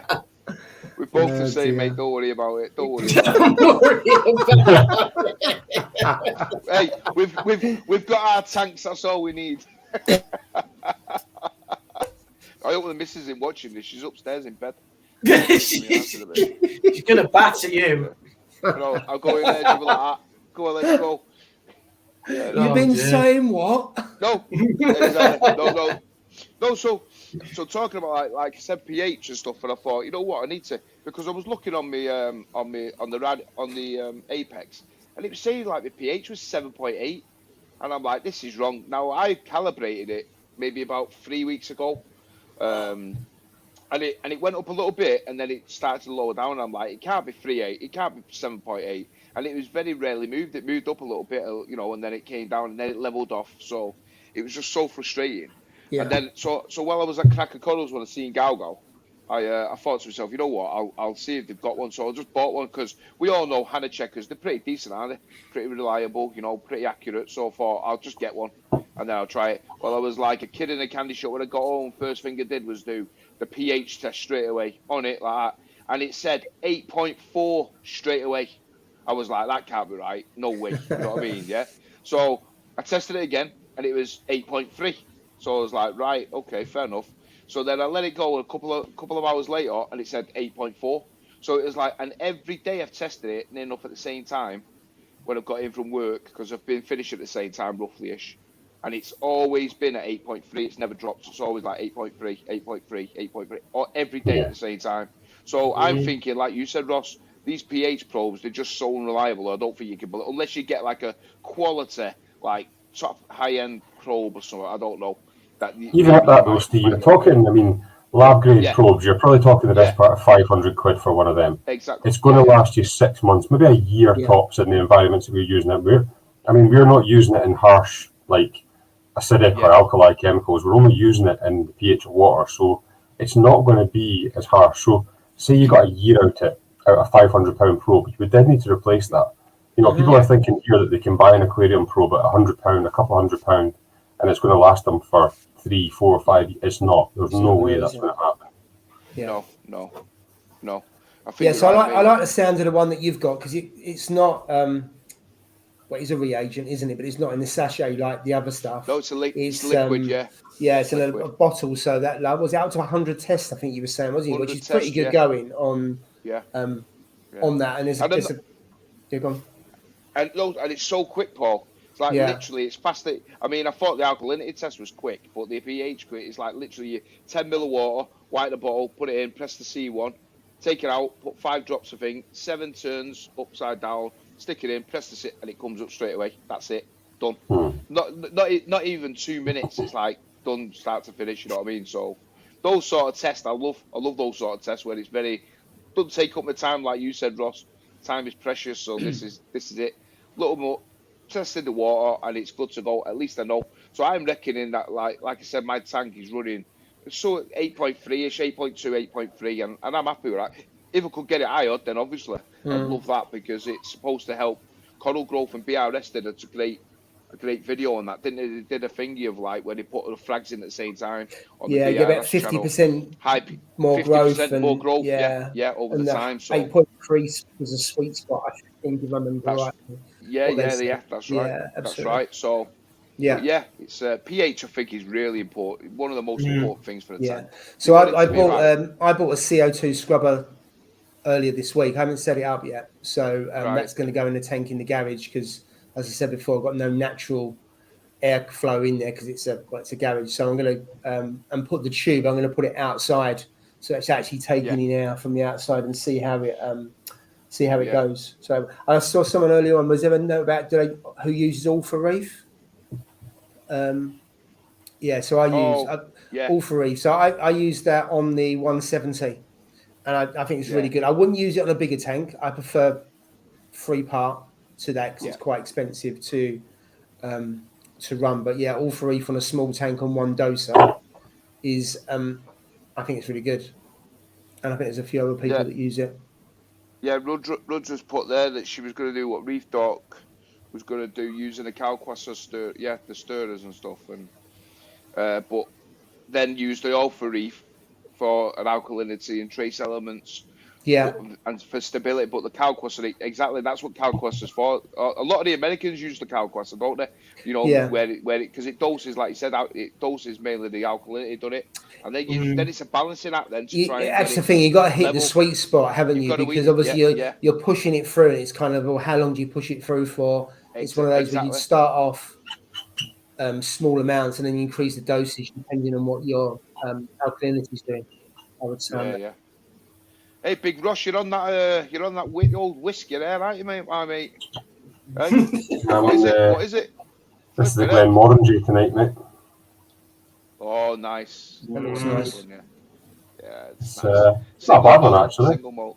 Yeah, it's a Speyside one. So, it's actually at Highland. It's not technically Speyside. It's north of Speyside. This one. I've done a bit of work in there before, and it's not a bad one. It's only a 10-year-old, but it's quite smooth. It's quite a nice one, to be fair. So, I used to love drinking whiskey. I used to love it, and then it sent me mad. So I can't drink it. So you started reefing. Yeah, my missus won't let me drink it no more. My missus won't let me drink it no more. So sent me mad, mate. A good recommendation for whiskey, then. Believe it or not, I'm the polar opposite from 99% of people. See, if I drink whiskey, I get drunk eventually, but I'm fine. I'm not aggressive. I'm not bad. See, if I drink beer, lager, anything like that, I will fight my shadow, literally, in any situation I will. Whereas, if I have whiskey, I'm quite happy, just pleasant. I have no issues at all. This is a really, really strange one. I know a lot of people are kind of the opposite of that. Yeah. It's like brandy, a good quality brandy. I could drink all night. I could drink a brandy all night. Like you said, it'll get me drunk. But I'm a nice thingy on brandy. You know, like in fact, I like to sleep when I'm on brandy. Nice and cuddly. You know what I mean? Yeah, nice and cuddly. A cuddly teddy bear on a brandy. Yeah. Whereas on whiskey, I'm like a Rottweiler. I don't know what it does. It's just strange, isn't it? You know, it's weird, isn't it? How different. It depends though, what kind of whiskey you've had. Because see the amount of people that will say to me, like, they'll ask me, what do you drink? I'll say, I only drink whiskey. And they'll say, well, I've tried whiskey before, it's disgusting. And I'll say, well, what did you try? Oh, I've had Famous Grouse, or I've had Bell's, or I've had, and you think to yourself, Jesus, I wouldn't wash my toilet with that, but that's the stuff that they are drinking. And it's just, if you stick to things that are decent, good quality stuff, then you should be all right, to be honest with you, mate. I think a lot of people go for the cheaper end stuff and then go, it's horrible, it's terrible, it makes me an animal. I haven't found that, but I mean, Listen, I'll tell you a story. I'll tell you a story. My dad, he loves his whiskey, my old fella, yeah. And he went up to Edinburgh. He went up to Edinburgh with him and my mum for the weekend, and he went into this some whiskey bar, and my dad said he had loads of whiskies on the shelf. So my dad was like, you know what? I think it was their anniversary or the birthday. It was one of them, and it was the weekend. And he went up there and he went into this whiskey bar. And he was like, "Oh yeah, I'll have a few of these whiskies, bar." And he says, "Yeah." He said, "I'll tell you what, give us one of them. What's one of your best whiskies?" So the guy just told him, "This is blah blah blah, like an 100-year-old thing." So my dad's like, "Yeah, give us one of them then. I'll have one of them, no problem." So my dad got it. He went like, gave him the figure. It was 275 quid for a shot, mate. My dad nearly dropped down dead. £275 for a shot. My dad. Yeah. He couldn't believe it. He was like, "Oh my god." I said, "Well, what does that teach you?" And he went, I said, "It teaches you to ask the price, mate. Ask the price before you really buy it, you know what I mean? Because once it's out of that bottle, they're not going to put it back, you know what I mean? It's just crazy. 275 quid. Cottage Reef's commented and he's actually spelt it wrong, so I just want to pull him up for that. That's not the correct spelling. Consider yourself told.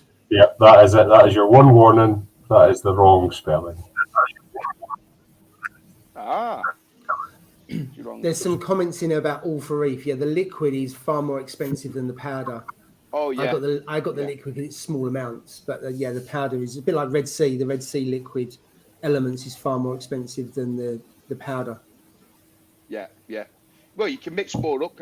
Is it as concentrated though? I'm not sure. Is it? You know what I mean? Like, is it stronger? Same dose sort of thing, or is it as opposed to liquid to the powders? Once you've mixed it. On the Red Sea, you have to times it by 3, so it's diluted 3 times more on the alkalinity. So whatever you do in liquid, you obviously do it 3 times more on the powder. But as long as you know that, then it's fine. But it's still a lot cheaper. On that, I just mix up 10 litres and it lasts me a while. I don't know about what the cost comparison is on the powder of all for reef. I know it's a lot cheaper, but I don't know by how much. Yeah. And then someone said that when they was using kalkwasser, as their pH was going up, their alkalinity consumption was going up, which kind of makes sense because if the corals are growing because of the pH, then it's going to need more alkalinity because they're growing. So that seems quite logical. Just one of the comments earlier on. Yeah. I used that all for reef in the nano, and I thought it was brilliant actually. It kept it rock steady, 8.3, 8.5 in that range. It was absolutely spot on. You know, all the time. Do you miss that nano tank, Steve? I do miss it. Yeah, I do miss it, to be truthful. I don't know. I think when you've got this tank, because this one runs itself. You know what I mean? It basically runs itself. I clean the glass. Make sure that all of the calcium, alkalinity, and magnesium are all topped up. Like I said, clean the glass, feed the fish, and that's it. That's all I really do on that tank, mate. You know what I mean? And sometimes you do get that itch, don't you? Where you want to do something, get your hands in or move things about and this, that, and the other. But I always say keep your hands out of the tank, and it's a lot more stable. You know what I mean? Because we're doing things with our hands all the time, aren't we? And like I'm the worst one. Like when I finish work, come home, have a shower, and then I put moisturiser and all that on my hands and everything, and then the next week, my corals fell off one of the racks, and I'm putting my hand in like that, and I've got all moisturiser on my hands, so it's like it's just a nightmare. You forget, don't you? So you just keep your hands out and you're good to go. You know what I mean? So it is. So I do miss it. I definitely miss it for sure. But I don't know. We'll see what happens, mate. See what the future brings. Maybe another one. Let's see. Just have a look. Any more? We seeing any? A bold statement from John Wright there saying that he catches more fish than anyone here. That could open up a barrel of worms, that one. You're a keen fisherman as well, aren't you? I am, mate. That's a challenge if ever I've heard one there. Oh, hey, yeah. Big Ross here. The carp, man. I don't fish for carp, mind you. We don't actually really have much carp up here in Scotland. It's more a kind of English thing, that. So what fish do you usually catch out of because you go Loch Lomond quite a bit, don't you? Yeah, so up there you're kind of pike, salmon, sea trout, brown trout, stuff like that. I mean, that's the main kind of things from there. I suppose the most popular stuff up here is trout, salmon, and pike. I would say is probably the kind of main ones. So when you catch them there, when you catch them in a lock, do you have to put them back, or can you take them? Depends what it is and where you're fishing, mate. That's the honest answer. Sometimes you're allowed to. I mean, I put everything back. I haven't kept the fish for probably 10 years plus. I put everything back. I just I don't eat them. I don't have a need to do it, so I just put them back. But yeah, there's some places that you can keep certain amounts, or some places you can't. It just depends. Right. But yeah, that's it's up to the person, really. Yeah. Oh, I forgot about the robo snail. No, I'm not bit. No, I'm not. No, I'm not, mate. No, I'm not buying that. It doesn't go around corners, does it? So I'm not gonna have it. You could buy 3 of them. Yeah, come on now, Ross. Flipping it. Yeah. Let's see. I've got no. Right, commands free. That would be a dream all the time to just watch the fit. Yeah, exactly. So, anybody bought any more corals this recently, or you bought any coral? You're selling them, aren't you, Paul? You don't need to buy anything, do you? Well, yeah, I did buy a torch the other day. So I was in. Did you? Yeah, when I went to get the CO2 Scrubber, there was a torch that had about 6 heads and 3 of them were dead. So I said, how much is this torch? And it was 60 quid. So it was 60 quid for, I think it's 3 heads on it. So it's on the sand bed of one of the tank, and it's coming out quite nice. So I'm hoping it'll be quite a decent bargain. But we'll. What colour is it? It depends on what colour. So it's green with either kind of purpley blue tips. So I haven't got one of those. So that's really good, because I have lost a torch recently as well. Right. And it went in 3 days. Wow. And it wasn't brown jelly, and that's why I've gone back to automating the dosing, because my magnesium was 1200. Right. There's no other reason why. And I've had the torch for about 8 months. So it's not a brand new torch. It just went. I took it out of that tank, put it in the other tank just in case it was brown jelly. I couldn't see anything on it. Touch all the other torches are right. So I thought I'd replace it. So I replaced it with that one. So it's on the sand bed. I usually keep it on sand bed for a couple of weeks. That'll go on to the floating aquascape. So I bring in the magnesium up by about 60 a day. Right. I think the most you can bring up is about 100. So now it's up 1400. I usually keep my magnesium about 1400, 1450. And for whatever reason, I didn't test for about 3 or 4 weeks. I've been really shoddy in terms of maintenance and everything else on that tank. So I got what I deserved. I basically pour husbandry on the tank. Yeah. And the torch doesn't like it. Yeah. So so I bought. That's probably the first coral I bought for a little while, because I don't need any. I've got loads of Duncans there that I'm selling, so they'll go in a few days, and then I'm going to frag the bubble coral, and then I'm nearly done. Then I've got to get around to fragging the SPS that grows from the sand bed right up to the edge, and I really don't want to do that because that's massive, and I've grown that from a 2-inch frag to where it is today. But I'll be gutted when I go. It's got to go, and then I've got to try and get the fish out, and that's going to be a nightmare. Trying to get damsels out of the tank.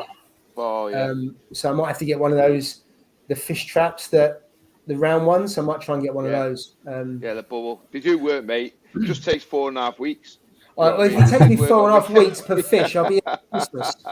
So I hope it's quicker than that. I might just try. I've got a normal trap, so I'm going to try a normal trap and take them out. So I'm going to keep. There's about half a dozen fish I'm going to keep, and the rest of the fish will go. Yeah. Dan's Reese put. Has any of you guys dealt with ick in your tank? You know what? Yes.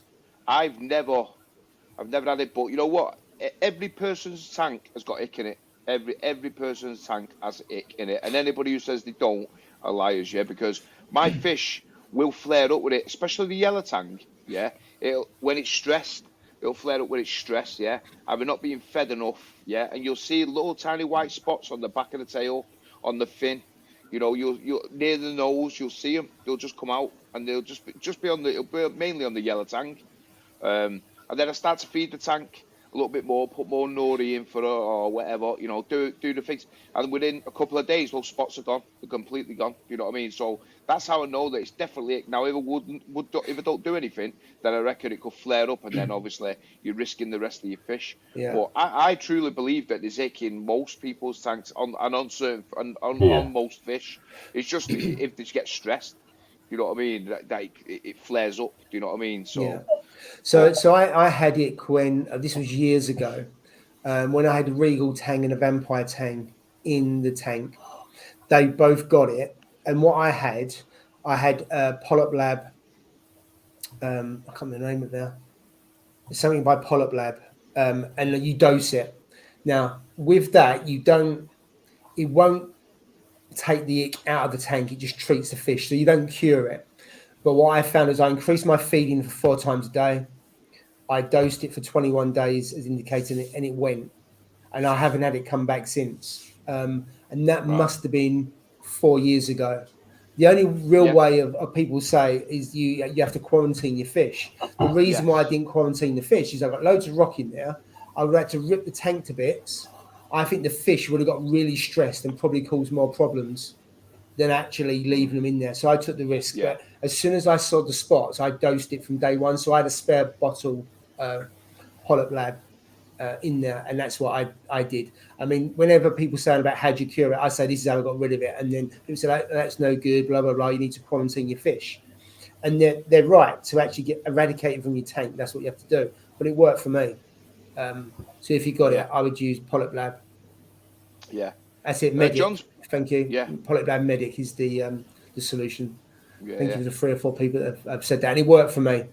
But I think the thing is, treat it as early as possible, but also increase the feeding, because what happens is if the fish stop eating, you got a really good chance they'll die. Yeah. Because it attacks the system. So therefore, by feeding them up, fattening them up, the coat comes back, which makes them more resistant, and then they're less likely to carry on, and it falls off. I agree. So that's how I treated it. So I don't know if it was. I think it was a combination of the Medic, but the feeding. I mean, my nitrates and phosphates went through the roof because I was throwing in food like there was no tomorrow. But, you know, if you're feeding 3 or 4 times as much as you would usually feed, you're only going to send everything one way. But then I increased my water changes and everything like that. But that's how I did it anyway. Yeah.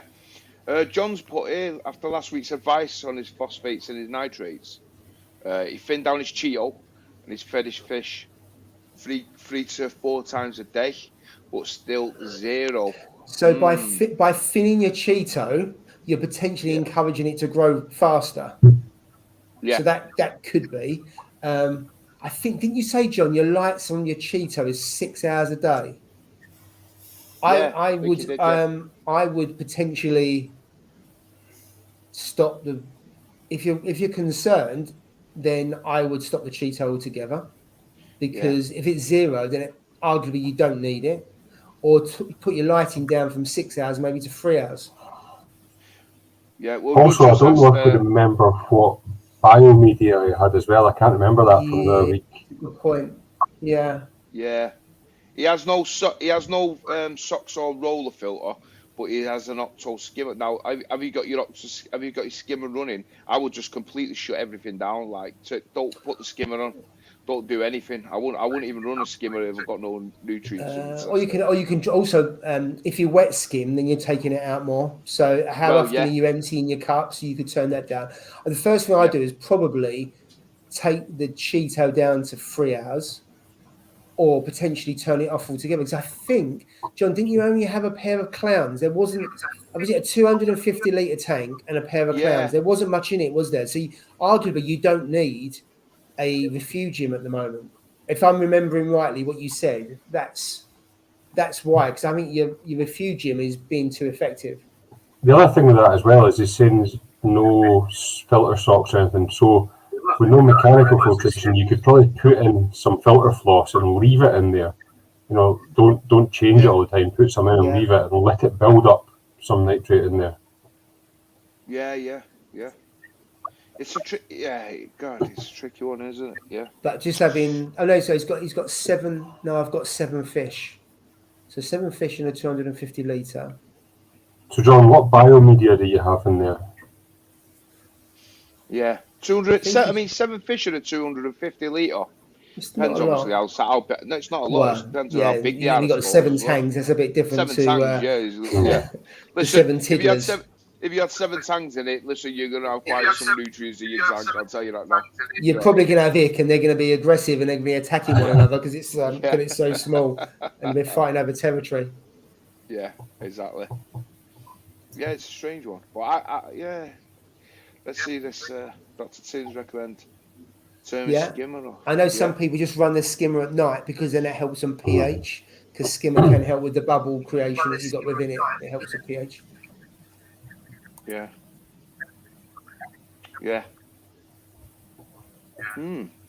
It's interesting, really, isn't it? You know, like you said, I mean, I've always had lower like nitrates, you know, in my tank, always, and yet the phosphates go up and down like there's no. It's like a roller coaster with phosphates. It's the hardest thing to control, phosphates in a tank, I think. Yeah. You know what I mean? It's just so difficult to try and control that phosphate to get it level, you know, where you want.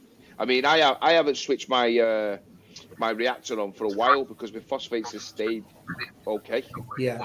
But like, can you hear echo? Yeah. Who's that? That's not me because I've got. Is that you, Jay? Mute you. Yeah, it's gone. Must be Jay. He's gone. Jay, yeah. Jay's looking happy, isn't he? What's going on? Yeah.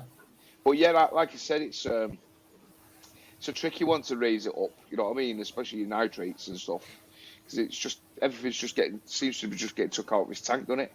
It's I don't know. It's a tough one, really. I would try turning the refugium off. Yeah, I would just switch everything down, even just for a few days, a couple of days or so, just to see whether anything comes. You know what I mean? Even if you see a little bit of nutrients, at least you're going in the right direction. You know, so it's, but if you switch your refugium light off, then the Cheeto risks dying on it and stuff like that. It would die. Yeah, I don't know how many days it takes to die, but it will because of lack of a light source. It will die off, and then of course when it dies off, I'm not too sure if what happens if it dies off. Does that create more nitrate and phosphate? Could it create ammonia? I'm not sure. If you've got die off or something, quite often you'll get. Yeah, you're probably a good way to get nitrates and phosphates, but you might get other stuff you don't want as well. So I wouldn't recommend it. I'd just pull it out. Because let's face it, to get some more Cheeto, it's not going to cost much, is it? You can get a bag either from a local reefer or LFS for, £5, not even that.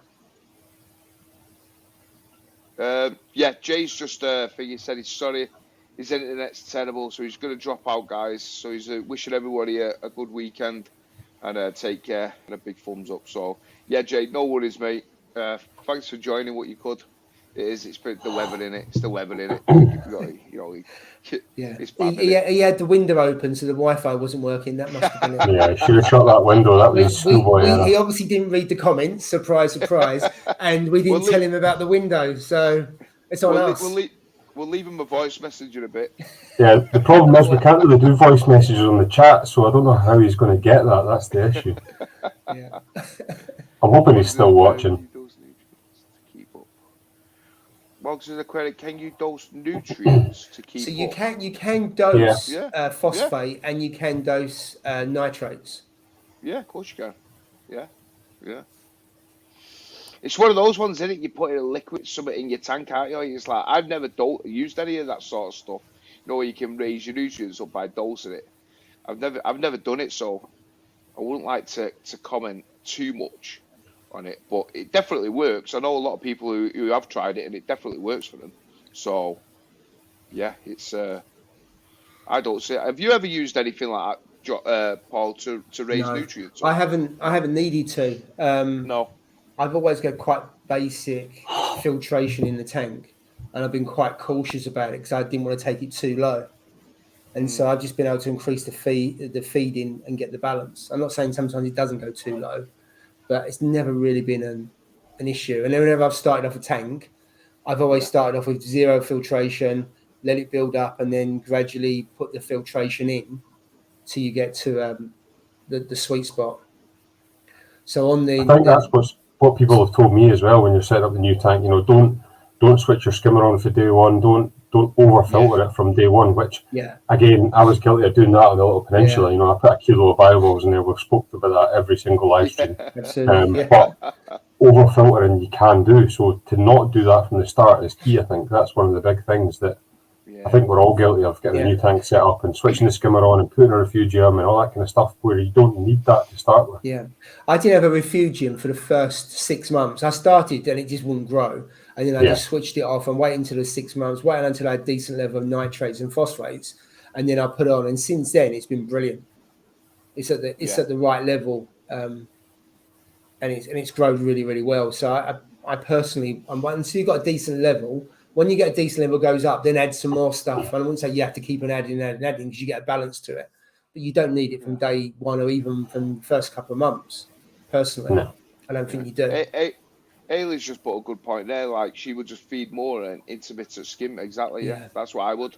I mean, problem is though, he said he's feeding 3 to 4 times a day. How much more can you feed as the? I think he's just feeding the Cheeto. I said it again. I would turn the Cheeto off. I would take the refugium out and see what happens. Turn it off. Yeah.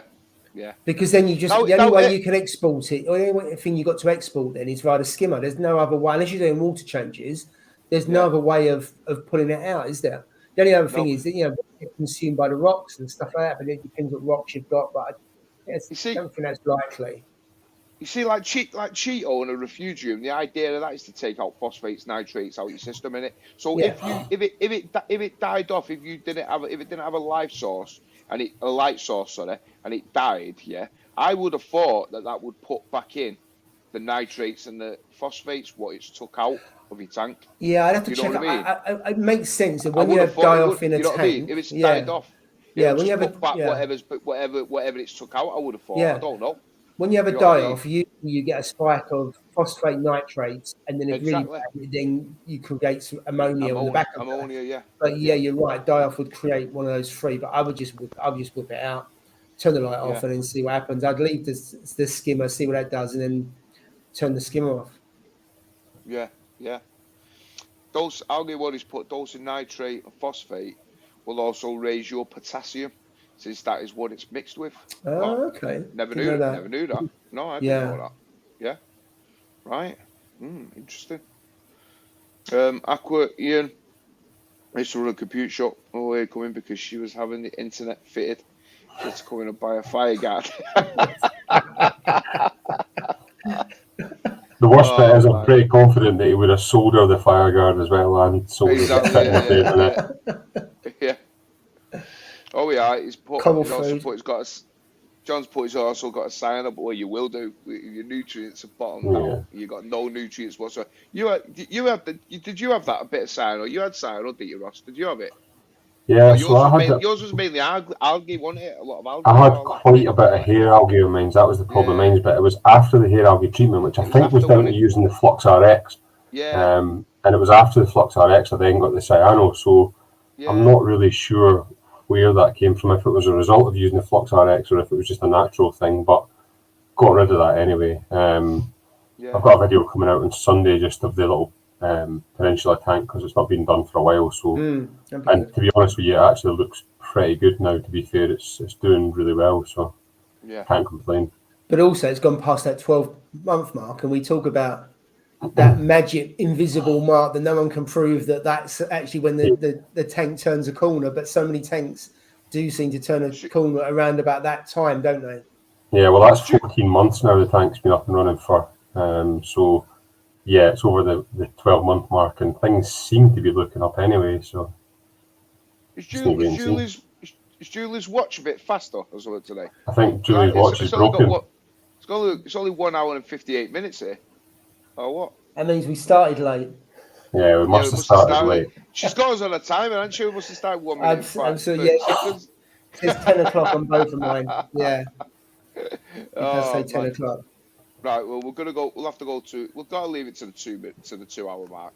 Yeah. Okay. So we're going to be going 2 minutes over. But, so what's happening next week? Are we on my channel next week? We're on your channel because I'm away next weekend. Yeah, you're away, aren't you? So we're back with you, and then me the week after. You the following week, yeah, that's right. That's provided Jay's not built his tank, mate. Well, that's. Well, yeah. No, Jay's not. He's not. He's away, isn't he? That he's week? away. Yeah. So it'll be me next week, Paul the following week, and then potentially Jay the week after that, which I think could be on the cards. Yeah, exactly. Just to confuse us even more. Yeah. So let's see. The time flies in this, by the way. I can't believe we're now 2 hours and over time. Yeah. I don't know if you remember way back at the start when we discussed this and said, will we do it for an hour or 2 hours? And we're all like, 2 hours is a long time. It's a long time. It's not a long time. It flies in. Yeah, we did. Anyway, time is definitely up now. So once again, guys, thanks for joining us. Thanks for clicking. Thanks for watching, everyone. We really appreciate it. So sorry about the connectivity. Some parts it's been a bit dodgy. So, but wishing you all have a great weekend, and we'll see you next week on whose channel? Ross's channel, won't it? Me next week. So yeah. Cheers, guys. Thanks for watching. Everyone. Cheers. Have a good weekend, guys. Cheers. Have a good weekend. Cheers.